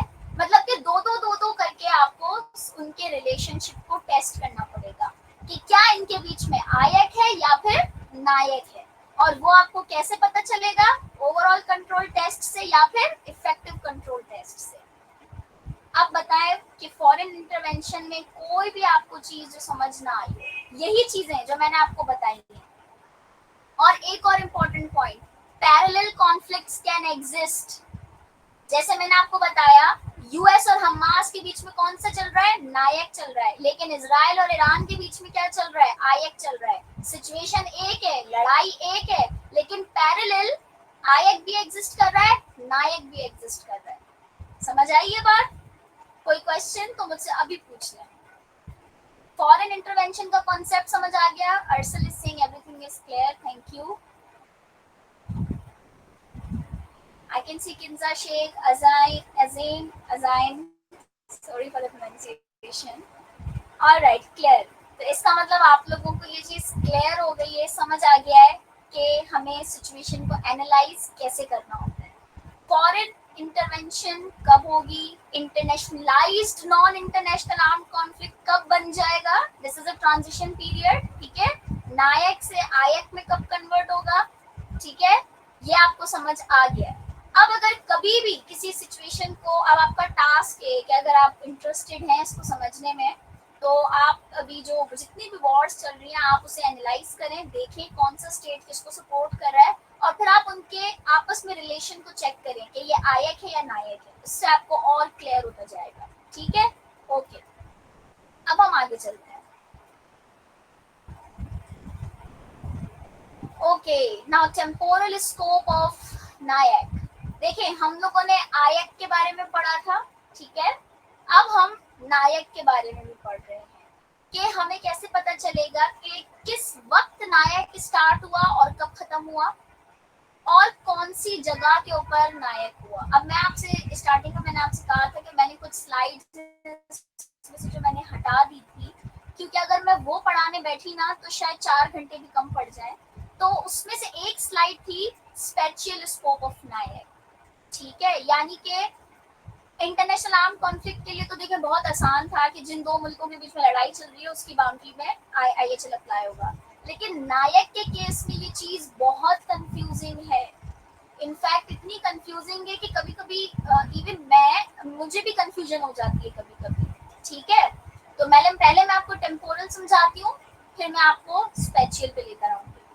टेम्पोरल क्या है कि देखें, जेनेवा कन्वेंशन में कोई भी ऐसा आर्टिकल एक्सप्लिसिटली नहीं बता रहा कि भाई नायक कब स्टार्ट होगा, ठीक है। क्योंकि देखें ना, जंग की सिचुएशन जो होती है ना वो बहुत अनप्रेडिक्टेबल और अनसर्टेन होती है। आपको नहीं पता होता, लम्हों में चीजें बदल जाती हैं, ठीक है ना। हम पाकिस्तान में सब बड़े आराम से सो रहे थे, अचानक से ऑपरेशन सिंदूर का एक जेट आता है, रफाइल, और हम पर अटैक हो जाता है। तो एक सेकंड में हमारे मुल्क में जंग शुरू हुई। तो जंगों के बीच में आप कभी भी सर्टेनिटी से नहीं बता सकते कि क्या होने वाला है, ठीक है। लेकिन हम ये कहते हैं कि आपको कैसे पता चलेगा IHL अप्लाई हो रहा है, जैसे ही वो थ्रेशोल्ड जो हमने पढ़ा, support based, aggregation of intensity और इंटेंसिटी एंड ऑर्गेनाइजेशन। अब एक चीज याद रखिएगा कि foreign intervention plus aggregation of intensity, ये सारी चीजें बेसिकली जाकर टच इंटेंसिटी और ऑर्गेनाइजेशन को ही करती है, क्योंकि सपोर्ट मिल रही है तो भी इंटेंसिटी बढ़ेगी, तो नायक एस्टैब्लिश हो जाएगा। अगर एग्रीगेशन हो रही है, बहुत सारे ग्रुप्स आपस में ज्वाइन कर रहे हैं, तो भी इंटेंसिटी बढ़ रही है। तो आखिर में बढ़ क्या रही है, इंटेंसिटी और ऑर्गेनाइजेशन। तो जितना ज्यादा ये दो चीजें बढ़ेंगी उतना ज्यादा नायक एस्टैब्लिश हो जाएगा। तो अगर कोई आपसे थ्रेशोल्ड पूछे नायक का, तो आपने क्या कहना है, इंटेंसिटी एंड ऑर्गेनाइजेशन। और इसके इंडिकेटर्स मैंने आपको बताए, और ये कहाँ गिवन है, तादिज केस में ये गिवन है 562 पैराग्राफ, ठीक है, ओके। अब ये कब तक चलेगा IHL, सपोज लड़ाई चल रही है आर्म ग्रुप और स्टेट के बीच में, कब तक चलेगा। तो ICTY ने अपनी एक जजमेंट में ये कहा था कि IHL applies from the initiation of NAYAC and extends beyond the cessation of hostilities until a peaceful settlement is reached। Same वही चीज जो हमने IAC में पढ़ी थी। अगर दो पार्टीज के बीच में दोस्ती हो गई, पीस एग्रीमेंट हो गया, तो फिर IHL की एप्लीकेशन खत्म हो जाएगी। लेकिन मैं आपको एक और चीज बता दूं, कुछ ऐसी सिचुएशंस होती हैं कि पीस एग्रीमेंट रीच होने के बाद भी IHL अप्लाई हो रहा होता है। आप पूछेंगे मैम ये कौन सी सिचुएशन हो गई। तो देखें, आपने प्रिजनर्स ऑफ वॉर के बारे में पढ़ा है कि प्रिजनर्स ऑफ वॉर वो होते हैं जिनको जंग बंदी होते हैं, आपके बंदी कैदी बना लेते हैं। और आपको बताऊं कि 1971 की जो वॉर हुई थी हमारे ईस्ट पाकिस्तान वेस्ट पाकिस्तान के बीच में, उसमें वेस्ट पाकिस्तान के 90,000 सोल्जर्स को प्रिजनर ऑफ वॉर बनाया गया था, ठीक है। खैर, तो अब आपके बीच में एक पीस एग्रीमेंट हो गया, दोनों मुल्क कहते हैं, या एक आर्म ग्रुप है, जैसे आपको पता है कि इजराइल के भी कुछ ऐसे हॉस्टेजेस हैं जो हमास के पास है, और हमास के कुछ हॉस्टेजेस हैं जो इजराइल के पास है, ठीक है।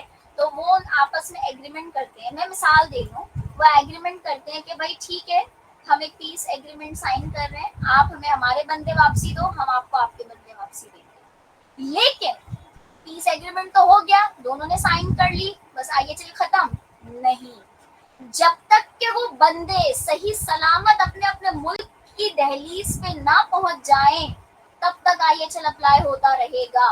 क्यों? क्योंकि हो सकता है कि IHL की एप्लीकेशन खत्म की, पीछे से उन्होंने बंदे मार दिए। क्यों? क्योंकि IHL की एप्लीकेशन खत्म, प्रिजनर ऑफ वॉर का स्टेटस खत्म, प्रिजनर ऑफ वॉर का स्टेटस खत्म, तो जो प्रोटेक्शंस उनको मिली हुई थी वो भी खत्म हो जाएंगी, और अगर वो खत्म हो गई तो आप उनके साथ कुछ भी कर सकते हो। तो इसी वजह से IHL अप्लाई होता रहेगा जब तक कि वो बंदे सही सलामत अपनी अपनी टेरिटरीज में ना पहुंच जाएं, तब तक वो प्रिजनर ऑफ वॉर की प्रोटेक्शन में रहेंगे, ठीक है। तो ये वजह है कि कुछ ऐसी सिचुएशंस होती है जहां पर IHL पीस एग्रीमेंट होने के बावजूद भी अप्लाई होता रहता है। अच्छा, टेम्पोरल स्कोप आपको समझ में आ गया नायक का। किसी को कोई क्वेश्चन है तो मुझसे पूछ लो।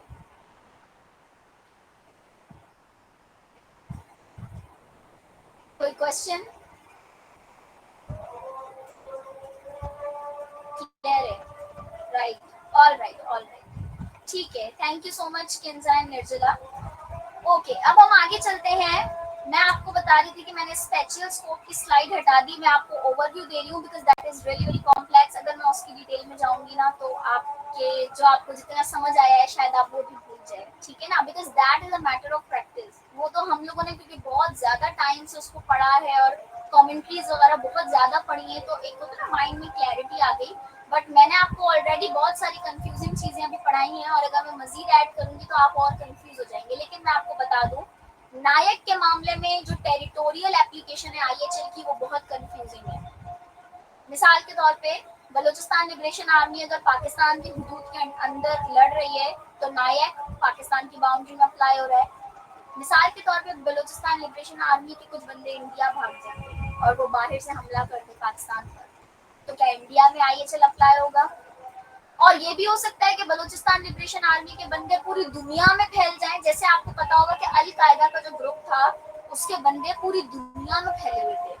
वो पाकिस्तान में भी थे, कुछ यूएस में थे, कुछ कहाँ पर। तो यानी कि ये ग्लोबल नायक हो जाता है। आपको पता है इस सिचुएशन में पूरी दुनिया पर आईएचएल अप्लाई होता है।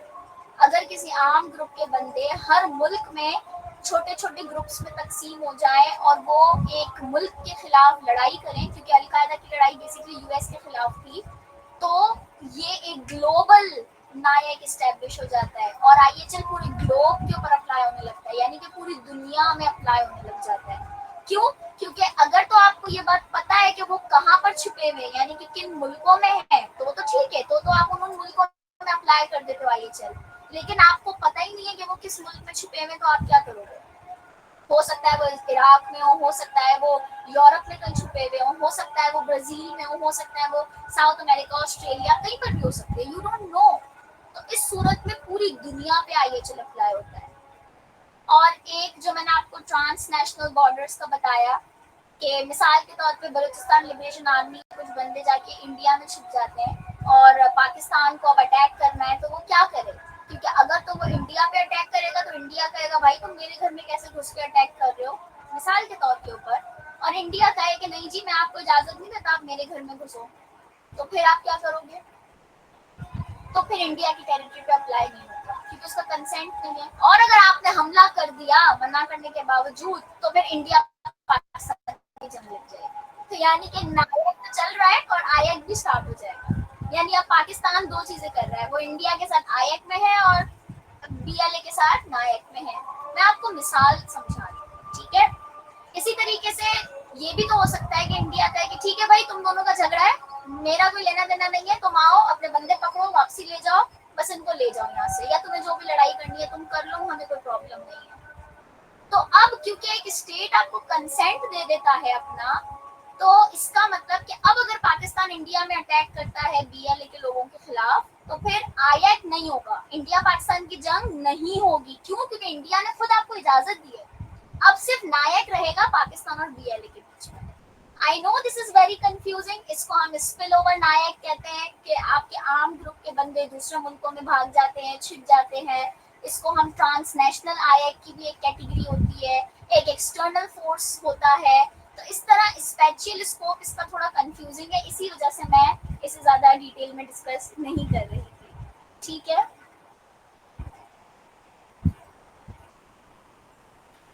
यस, बलूचिस्तान की जो पाकिस्तान लिबरेशन आर्मी है that is proper arm group, ठीक है? एंड वैसे मैंने एक रिसेंटली पोस्ट पढ़ी थी कि बलूचिस्तान ने बाकायदा अपने आप को इंडिपेंडेंट डिक्लेयर कर दिया है और उन्होंने लेटर्स लिखे हैं यूएन को, but I was not sure कि वेदर कि वो जो मैंने पढ़े थे लेटर्स वो मतलब ट्रू हैं या नहीं। हो सकता है कि आपको पता है people can have this fake posts as well, but मैंने ये बात पढ़ी थी कि बलूचिस्तान ने बाकायदा यूएन को लेटर्स लिख दिए हैं कि भाई हम अपने आप को एक इंडिपेंडेंट कंट्री डिक्लेयर कर रहे हैं और आप हमें एक इंडिपेंडेंट कंट्री माने। तो इसके ऊपर आप पढ़िएगा, देखिएगा वेदर इट्स ट्रू और नॉट। लेकिन मुझे इसलिए ट्रू नहीं लग रहा क्योंकि अगर ऐसा ट्रू होता तो पाकिस्तान अब तक 2 टुकड़ों में टूट चुका होता, लेकिन अभी फिलहाल ऐसा कुछ हुआ नहीं है। So things might be different. और एक बात मैं आपको बता दूं कि जब आप ग्लोबली डिस्कशंस के ऊपर आएंगे ना, तो this is you can say an unlimited discussion going on. हर इंसान का 8 बिलियन लोग हैं, 8 बिलियन लोगों में से सबका अपना अलग अलग नजरिया है, हर कोई अपने पॉइंट ऑफ व्यू से बात करता है। एंड बहुत सारे चीजें हमें पता चलती हैं कि प्री प्लान्ड थी। और मैं आपको एक और बात बताऊं दैट इज वेरी कंसर्निंग कि I was recently seeing a post on Instagram जिसके ऊपर ये पता चला कि वर्ल्ड वॉर 3 बहुत जल्द होने वाली है एंड वर्ल्ड वॉर 3 पानी के ऊपर होगी। ये एक प्रिडिक्शन की गई थी कि वर्ल्ड वॉर 3 पानी के ऊपर होगी। तो स्टार्टिंग में लोगों को लगा कि पानी का मतलब पीने वाला पानी, लेकिन नो, आपको पता है जो ईरान ने अभी उनकी पार्लियामेंट ने बिल पास कर दिया है इतने सालों में कि वो स्ट्रेट ऑफ हॉर्मोज को बंद कर रहे हैं, जहां से दुनिया का 20% ट्रेड होता है, यानी कि 20 बिलियन बैरल्स ऑफ ऑयल जहां से डेली ट्रांसपोर्ट होते हैं, इंपोर्ट एंड एक्सपोर्ट होते हैं, उस स्ट्रेट को ईरान बंद करने वाला है। और आपको पता है अगर वो स्ट्रेट बंद हो गया तो पूरी जो इकोनॉमी है वर्ल्ड की, आप समझे, वो बुरी तरह से क्रैश कर जाएगी। बहुत बुरी तरह से क्रैश कर जाएगी, क्योंकि कहते हैं ना कि जंग तो दो मुल्कों के बीच में होती है, मगर उससे पूरा निज़ाम गरम गरम हो जाएगा। अच्छा, ईरान ने तो ये अभी किया है, इससे पहले यमन यमन में जो हूथी ग्रुप है, कुछ टाइम पहले, 1-1.5 साल पहले, जब मेरे ख्याल में 2024 की बात है, उन्होंने भी ये बात कही थी कि हम जो है ना, ये जो वहाँ से एक ये गुजर रहा है, पानी का रास्ता गुजर रहा है ट्रेड के लिए। I don't remember exactly the name of the peninsula or the gulf, but they were also trying to close that, जिसकी वजह से पूरी दुनिया का ट्रेड बहुत ज़्यादा सफ़र हुआ था। तो देखे ना, जंग हम लोग अग्रेसिव होकर डिसीजन तो ले लेते हैं, बट उसके क्या असरात हो सकते हैं, बहुत खतरनाक हो सकते हैं। और आपको पता है कि अब जो है ना, मुल्क न्यूक्लियर पावर्स बन चुके हैं। तो और आपको एक और बात बताऊं, इस वर्ल्ड वॉर 3 में पाकिस्तान की पोजीशन बहुत इंटरेस्टिंग है। वाई? बिकॉज पूरी दुनिया की नजरें इस वक्त पाकिस्तान के ऊपर है। Pakistan is the only Muslim country that has nuclear weapon. इसीलिए यूएसए इस चीज से डरता है कि कहीं पाकिस्तान ईरान का साथ ना दे दे, और अगर ऐसा हो गया, यानी कि सारे मुस्लिम ममालिक एक तरफ हो गए, तो Pakistan has nuclear bomb, right? तो वो अपनी न्यूक्लियर वेपन का इस्तेमाल कर सकता है। अब सोचें, अगर पाकिस्तान भी करे, इजराइल भी करे, तो ये तो न्यूक्लियर वॉर हो जाएगी ना। एंड कितनी ज्यादा खतरनाक हो सकती है। हिरोशिमा और नागासाकी का इंसिडेंट को हम भूले नहीं है। This is very close to the world war 2। तो इस वक्त पूरी दुनिया की नजरें पाकिस्तान के ऊपर है। क्यों? क्योंकि देखे ना, पाकिस्तान एक तरह से बीच में लटक चुका है। एक तरफ तो हम एक मुस्लिम कंट्री है जो कि इजराइल में होने वाले जेनोसाइड के खिलाफ आवाज उठाते हैं, लेकिन दूसरी तरफ हमारी हुकूमत जो है वो यूएस की पपेट भी है, क्योंकि वो यूएस के कहने पर काम करती है और उसके कहने पर चलती है। ठीक है, आपको एक और इंटरेस्टिंग बात बताती हूँ कि जो OIC, आपको याद होगा कि ऑर्गेनाइजेशन ऑफ इस्लामिक कंट्रीज, ठीक है, OIC organisation of Islamic countries, जो कि जुल्फिकार अली भुट्टो ने एस्टैब्लिश की थी, उसमें जितने भी लोगों ने पार्टिसिपेट किया था, सब लोग अननेचुरल डेथ मरे। जुल्फिकार अली भुट्टो को फांसी भी चढ़ा दिया झूठे केस में फंसाकर। इजिप्ट के प्राइम मिनिस्टर्स और जितने भी मुस्लिम ममालिक के प्राइम मिनिस्टर्स या लीडर्स ने पार्ट लिया था, किसी को जहर देके मार दिया, किसी को, क्योंकि उन्हें डर लगता है कि कहीं मुस्लिम ममालिक एक हो गए तो they can be a very huge power. और आपको ये भी बात बता दूं कि I know this is a bit out of discussion, but this is really very important for you people to know कि देखिए, सब्जेक्ट तो हम पढ़ रहे हैं, that is good, but what is upcoming and what is concerning, that is really very important for you all to know. World war 3 हो सकती है, स्ट्रेट ऑफ हॉर्मुज बंद हो चुका है, सारी दुनिया की नजरें पाकिस्तान के ऊपर है। न्यूक्लियर अटैक्स हो गए तो बहुत मसला हो सकता है, न्यूक्लियर वॉर हो सकती है, and this is really very concerning. ठीक है, तो अल्लाह ना करे ऐसा हो, बिकॉज आपको पता है कि वॉर तो जो होगी होगी, उसमें जितने लोग सफ़र करेंगे वो शायद ही उसका हम जो है ना एक अंदाज़ा भी नहीं लगा सकते कि किस हद तक चीज़ें ख़राब हो सकती हैं। ठीक है, मैं आपको ये बता रही थी कि जो गोल्डन एरा था पाकिस्तान की इकोनॉमी का, अयूब खान का दौर था, जिसको कहा जाता है पाकिस्तान की इकोनॉमी का गोल्डन एरा। यानी कि उस टाइम के ऊपर यूएस के प्रेसिडेंट ने ये बात कही थी कि जिस तरह पाकिस्तान तरक्की कर रहा है, अगर ये 25 साल तक इस तरह तरक्की करता रहा, तो with in 25 years Pakistan will be the super power of the world.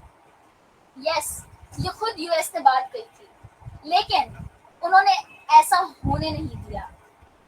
वो क्या कहते हैं ना कि काबिल लोगों को हटा दो और उसके बाद फिर उल्टी सीधी डिप्लो एजेंडाज करना, प्रोपेगेंडाज करना, and let's not go into that, otherwise this will be a completely political discussion, but this is how things are right now, so this is very concerning, and just दुआ करें कि ये ऐसे हालात पैदा ना हो। Okay, now getting back to our topic, कि हमें पता कैसे चलेगा कि एक कॉन्फ्लिक्ट कब एंड पर आ चुका है, specially when I am talking about NIAC. मैंने आपको टेम्पोरल स्कोप में ये बात बताई थी कि कब एंड होता है, जब पीस एग्रीमेंट्स हो जाए, लेकिन उसके अलावा भी कुछ पॉइंट्स है जिससे हमें पता चलता है कि एक कॉन्फ्लिक्ट कब खत्म हो जाएगा। ठीक है, तो उसके लिए सबसे पहली चीज, या तो पार्टीज ही सीज टू एग्जिस्ट। मिसाल के तौर के ऊपर एक आर्म ग्रुप और एक स्टेट के बीच में झगड़ा हो रहा था, आर्म स्टेट के लोगों ने आर्म ग्रुप के सारे लोगों को मार दिया, सब मर गए, एक पार्टी एग्जिस्ट ही नहीं कर रही, अब सब मर गए, तो वहीं पे नायक खत्म। एक तो ये सिचुएशन हो गई, या फिर वो स्टेट खत्म हो जाए। स्टेट, याद रखिएगा, स्टेट खुद खत्म नहीं होती, स्टेट की हुकूमत खत्म होती है, उसके ऊपर कोई और अथॉरिटी आ जाती है, और वो अथॉरिटी अपने उसका नाम वगैरह चेंज करके एक अपना अलग वतन बना दे।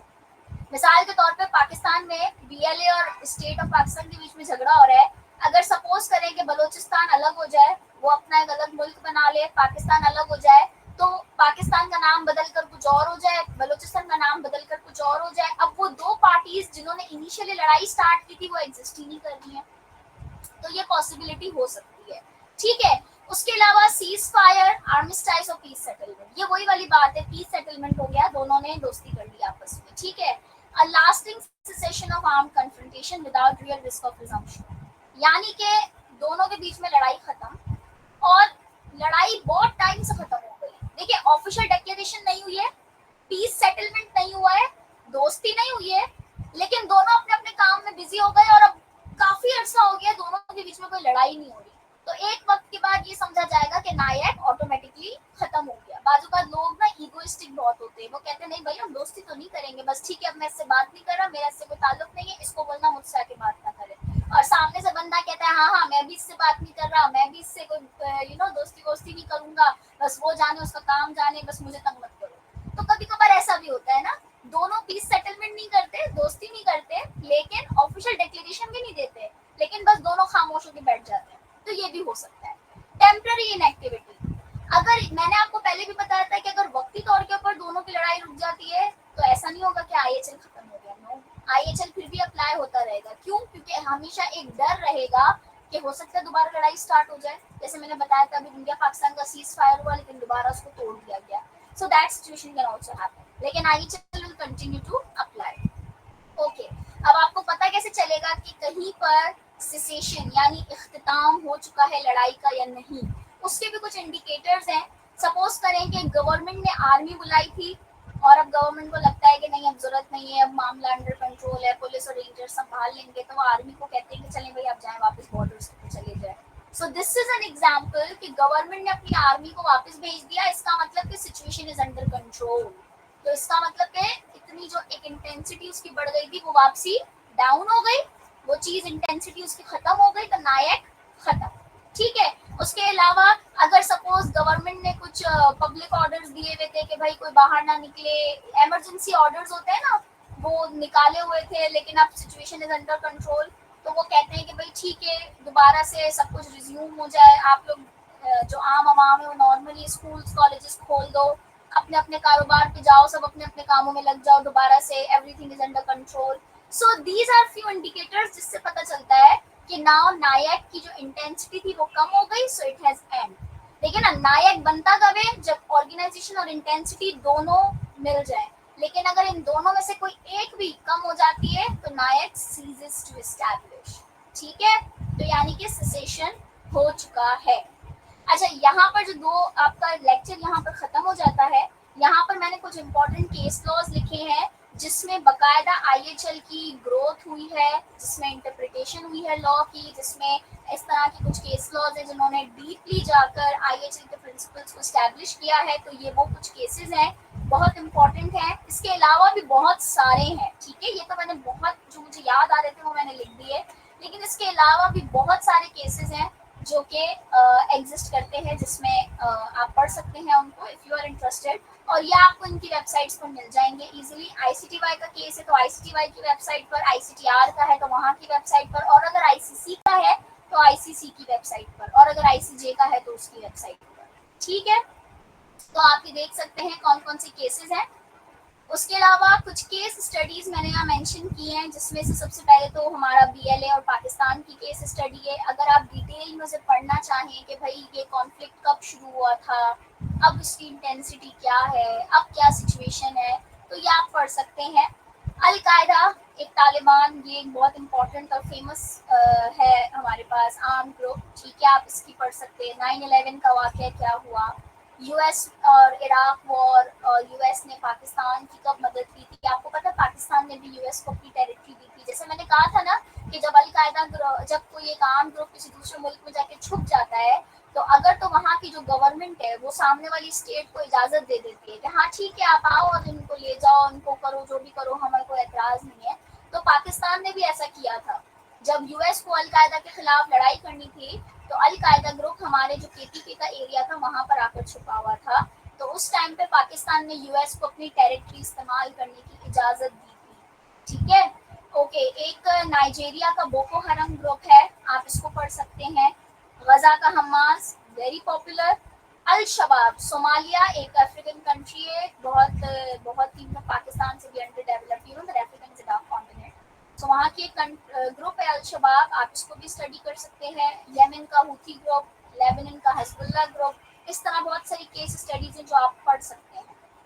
अब आपका लेक्चर यहाँ पर खत्म होता है। IAC, NIAC, internationalize, non international arm conflict, spatial, temporal, everything मैंने आपको अच्छे से समझा दी। Effective control, overall control. अगर आपको कोई भी क्वेश्चन है, you can ask me in the chat box और you can open your mic as well. मेरा एक सवाल है। जी जी, हु इज दिस स्पीकिंग? अच्छा मैम, सजाएं किस तरह होती है अगर इंटरनेशनल लॉ को कोई वायलेट करता है? जिस तरह आपने मिसाल दी कि इसराइल ब्रेवली को वायलेट कर रहा है हमास के खिलाफ, तो अब इसमें सजा किस तरह की, पनिशमेंट किस तरह की हो सकती है? मिसाल तौर मुल्क के हिसाब एज ए कंट्री उसको सजा किस तरह देते हैं? अच्छा, देखिए याद रखिएगा कि एक कंट्री जो होती है वो एक लीगल पर्सन है, ठीक है ना, यानी कि वो एक बायोलॉजिकली नेचुरल पर्सन नहीं है, वो एक लीगल पर्सन है। उसके ऊपर सैंक्शंस लगाए जाते हैं, क्योंकि आपको पता है वो कोई बंदा तो है नहीं कि जिसको मैं उठा के जेल में डाल दूं, ठीक है ना। इजराइल इज अ कंट्री, तो उसका तरीकेकार ये होता है कि उस मुल्क के ऊपर सैंक्शंस लगा देते हैं। इसकी मिसाल आप इस तरह लें, बचपन में जब कोई एक बुरा बच्चा होता था ना क्लास में, तो सारे बच्चे कहते थे भैया हम इससे बात नहीं करेंगे, ये तो लड़ाई करता है सबसे, ये तो सबसे झगड़े करता है, भाई इससे कोई बात नहीं करेगा। और सारा क्लास का ग्रुप एक तरफ और वो बच्चा एक तरफ, ऐसा होता था ना। तो दुनिया में भी बिल्कुल इस तरह से होता है। उसके ऊपर वो लोग इकोनॉमिक सैंक्शंस लगा देते हैं, ट्रेड सैंक्शंस लगा देते हैं। जैसे कि वो बाकी ममालिक से कहेंगे कि भाई इसके साथ कोई भी ट्रेड ना करे, इससे कोई भी बात ना करे, इसके साथ कोई भी एग्रीमेंट ना करे, इसके साथ कोई भी इकोनॉमिक अपनी कोई भी कंपनी जाके इनकी कंट्री में इन्वेस्टमेंट ना करे। अब इससे होगा क्या? देखिए, एक कंट्री अगर एक ग्लोब में एग्जिस्ट कर रहा है और उससे सब दुश्मनी करके बैठे हैं, कोई भी उससे बात नहीं कर रहा, तो वो कैसे एग्जिस्ट करेगा? वो उसको पैसा चाहिए अपनी इकोनॉमी चलाने के लिए, तो जब उससे कोई सामान खरीद ही नहीं रहा, तो वो पैसा कहाँ से लेकर आएगा? और आपको ये बात पता है कि हर मुल्क के पास दुनिया की हर चीज नहीं होती। किसी के पास तेल है, किसी के पास पेट्रोल है, किसी के पास एग्रीकल्चर अच्छा है, किसी के पास इंडस्ट्रीज बहुत अच्छी है, किसी के पास वेपन्स बहुत अच्छे हैं। तो दुनिया में ट्रेड चलता रहता है, किसी के पास टेक्नोलॉजी बहुत अच्छी होती है। तो कोई भी ऐसा कंट्री नहीं है जिसके पास हर चीज मौजूद हो। तो there is always a need कि आप जो है ना ट्रेड वगैरह करते रहो, दूसरों से दोस्ती बरकरार रखो। और अगर आपके ऊपर सैंक्शंस लग जाते हैं तो वो ट्रेड बंद हो जाता है और एक कंट्री के ऊपर जो है ना प्रेशर बढ़ता है, क्योंकि उसकी आवाम भूखी मर रही होती है, उसके पास पैसा नहीं आ रहा होता, कोई उससे बात नहीं कर रहा होता। तो एक मुल्क के ऊपर इस तरह से उसको सजा दी जाती है, उसको आइसोलेट कर देते हैं। I hope that answer your question. Thank you ma'am. एक और भी क्वेश्चन है मैम। जी जी, पूछें। अच्छा मैम, जिस तरह इंडिया के पाकिस्तान क्लेम करता है कि बीएलए को इंडिया सपोर्ट कर रहा है, या फिर पहलगाम जो अटैक हुआ था उसमें इंडिया क्लेम कर रहा था कि पाकिस्तान इसको कोई भी ग्रुप उसको सपोर्ट कर रहा है, तो ये जो केसेस हैं इस तरह के, ये भी इंटरनेशनल लॉ के अंदर आते हैं? Definitely definitely. देखिए ना, ये होती है एलिगेशंस, ठीक है ना। आप किसी के ऊपर एलिगेशन लगा रहे हो, इल्जाम लगा रहे हो, मगर you will also have to prove those allegations. यानी कि इंटरनेशनली अगर आप यूएन को कहते हो कि भाई ये जो स्टेट है ये इस ग्रुप को सपोर्ट कर रहा है और ये हमारे खिलाफ है, तो वो आपसे पूछेगी भाई आपके पास कोई सबूत है। अगर वो सबूत दिखाता है तो फिर जनरल असेंबली में रेजोल्यूशंस पास होती हैं, और अगर कोई बहुत अर्जेंट मैटर होता है तो सिक्योरिटी काउंसिल में चला जाता है।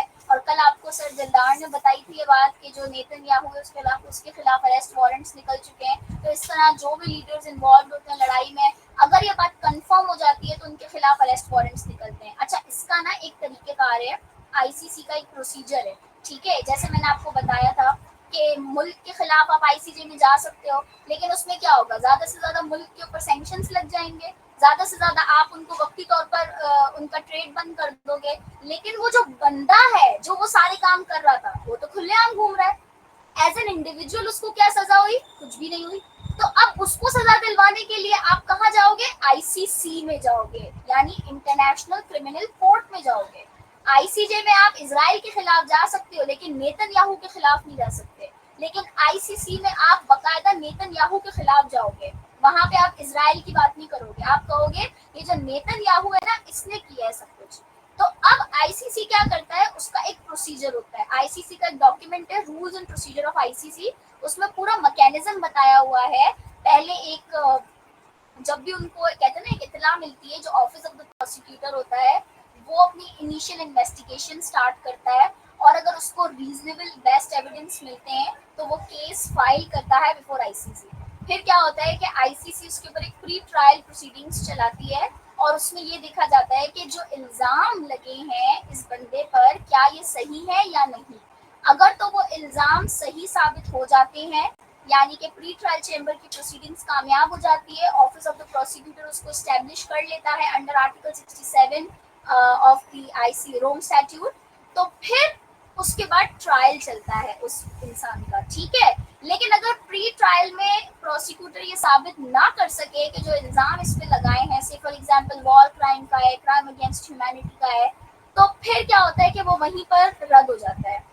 अब ऑफिस ऑफ द प्रोसिक्यूटर क्या करता है कि अगर तो उसके एलिगेशंस वहीं पे रद्द हो गए तो फिर वो अपील में जाएगा, ठीक है। वो अपील में जाके अपील करेगा कि भाई प्री ट्रायल चेंबर ने इन एलिगेशंस को रद्द कर दिया है, जबकि ये देखें एविडेंस ऐसा है ऐसा है।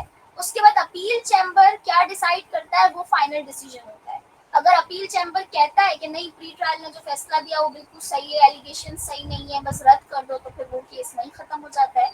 लेकिन अगर प्री ट्रायल अपील चेंबर कहता है कि नहीं एलिगेशंस हैं, इसके ऊपर दोबारा इन्वेस्टिगेशन होनी चाहिए, तो फिर वो केस दोबारा से प्री ट्रायल के पास जाता है। जैसे रिमांड कैसे करते हैं हम केस को, तो दोबारा से उसकी हेयरिंग होती है और दोबारा से वो प्रॉपर ट्रायल चलता है, इस तरीके से होता है। अच्छा, अरसल ने मुझसे क्वेश्चन पूछा है कि क्या इंडिविजुअल केस फाइल कर सकते हैं स्टेट के अगेंस्ट। अच्छा, ऑनेस्टली मैं अगर बात करूं तो एक स्टेट के खिलाफ एक इंडिविजुअल केस फाइल नहीं कर सकता, और अगर होगा भी तो वो बहुत बहुत बहुत बहुत एक्सेप्शनल सर्कमस्टेंसेस में होगा, लेकिन उसको भी एक ऑर्गेनाइजेशन की सपोर्ट चाहिए। यूँ समझे नियर टू इम्पॉसिबल। उसका रीजन पता है क्या है, देखिए स्टेट जो होती है ना एक सॉवरेन अथॉरिटी होती है, ठीक है। सॉवरेन अथॉरिटी का मतलब कि उसकी एक रेपुटेशन है, उसका एक मयार है, उसकी एक इज्जत, एक रेपुटेशन बनी हुई है। तो कोई भी ऐरा गैरा इंसान आकर उसके ऊपर केस फाइल कर दे और उस स्टेट के पास कोई काम धंधा नहीं है, वो अपना मुल्क छोड़कर जाकर उसके केसेस डिफेंड करे, तो इसलिए ऐसा नहीं हो सकता। उसके लिए आपको बहुत स्ट्रॉन्ग प्लेटफॉर्म चाहिए होता है, बहुत स्ट्रॉन्ग एविडेंस चाहिए होता है, through via proper channel and proper platform आप कर सकते हो, ठीक है। और उसका प्रोसीजर क्या है वो आप आईसीजे का स्टैट्यूट है वो खोल के पढ़िएगा, तो आपको अगर आप इंटरेस्ट रखते हैं तो उसमें आपको और डिटेल में पता चलेगा। उसके अलावा आप रिसर्च पेपर्स भी पढ़ सकते हैं, इनफैक्ट आप चैट जीपीटी से भी पूछ सकते हैं, that will help a lot. Artificial intelligence है, use it for your benefit. But in Advocate Suleiman, okay, but in Pakistan, whenever someone demands their rightful and legal rights are labeled as raw Indian intelligence agent. A recent issue occurred in Moro city, reside the Wali's murder and the after stats families of the dead bodies, situation watched and the footage is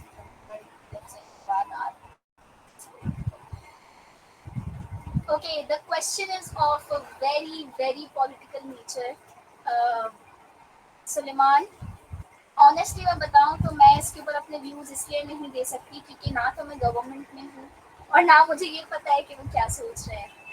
लेकिन आप एक बात याद रखें कि कोई भी इंसान जो पावर में होता है ना, वो कभी भी ये नहीं चाहेगा कि उसकी पावर को कोई थ्रेट हो या कोई चैलेंज मिले। और जब कभी भी किसी पावरफुल को ऐसा लगता है ना कि सामने वाला मेरे लिए थ्रेट या चैलेंज बन चुका है, वो उसे गायब भी करवा देता है, वो उसे मार भी देता है, वो बहुत कुछ कर देता है, वो कुछ भी कर सकता है, वो आउट ऑफ द लॉ होता है, आउट ऑफ द बॉक्स होता है। यू नेवर नो कि उसके साथ क्या हो सकता है। तो अगर आप बात करें कि पाकिस्तान में करंटली क्या हो रहा है, तो that is very uncertain to say, and honestly मैं नो कमेंट्स दूंगी क्योंकि मैं नहीं चाहती कि कोई ब्लैक लीगो आके मुझे उठा के ले जाए। So let's not discuss that. Okay, any other question?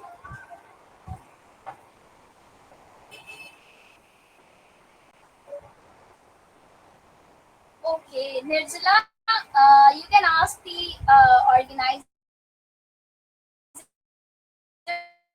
for that, but not here in the meeting. Okay, definitely have more discussions on it.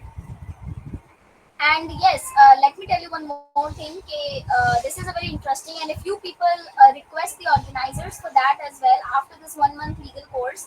आपको पता है दुनिया में जैसे वर्ल्ड वॉर 1 हुई, वर्ल्ड वॉर 2 हुई, इस तरह कोसोवो की वॉर, युगोस्लाविया की वॉर, रशिया टूट गया, यूएसएसआर टूट गया, कोल्ड वॉर क्या थी, अभी करंट वॉर कौन सी चल रही है, Iran Israel war, Israel Palestine का इशू, ये बहुत इंटरेस्टिंग टॉपिक्स हैं। वैसे मैं आपको बता दूं, यूट्यूब के ऊपर कुछ चैनल्स हैं जो कि बकायदा इसकी पूरी हिस्ट्री बताते हैं, एंड उनको सुनने में बहुत मज़ा आता है। जर्मन के वक्त जो German wall, fall of Berlin wall हुआ था, वो क्या था, ठीक है, जर्मनी दो हिस्सों में डिवाइड हो चुका था, हिटलर क्या था, नाजी उनका एजेंडा क्या था। This is very interesting discussion. Kosovo की वॉर अभी भी चल रही है, उसके अलावा कॉन्गो में भी वॉर चल रही है, Democratic Republic of Congo, Somalia में चल रही है, and there are so many other armed groups जो कि फेमस तो नहीं है बहुत, लेकिन उनके इलाके में दे आर फाइटिंग।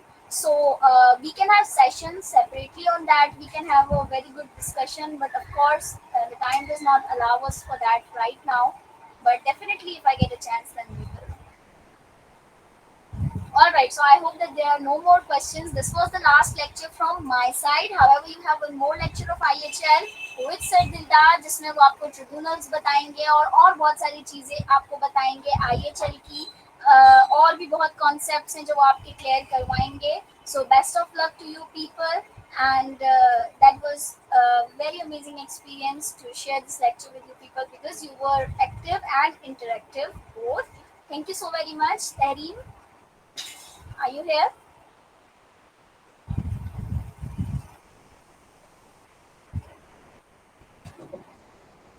ओके, बादल गरज रहे हैं, बारिश हो रही है, तो जो भी बच्चे हैदराबाद में हैं, enjoy the weather.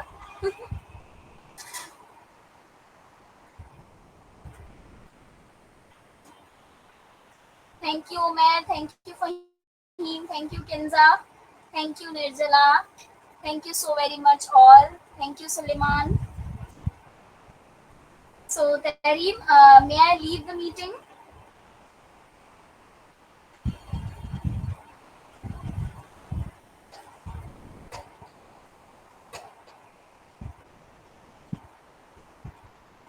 Okay, thank you Abdullah, bye bye, अल्लाह हाफिज।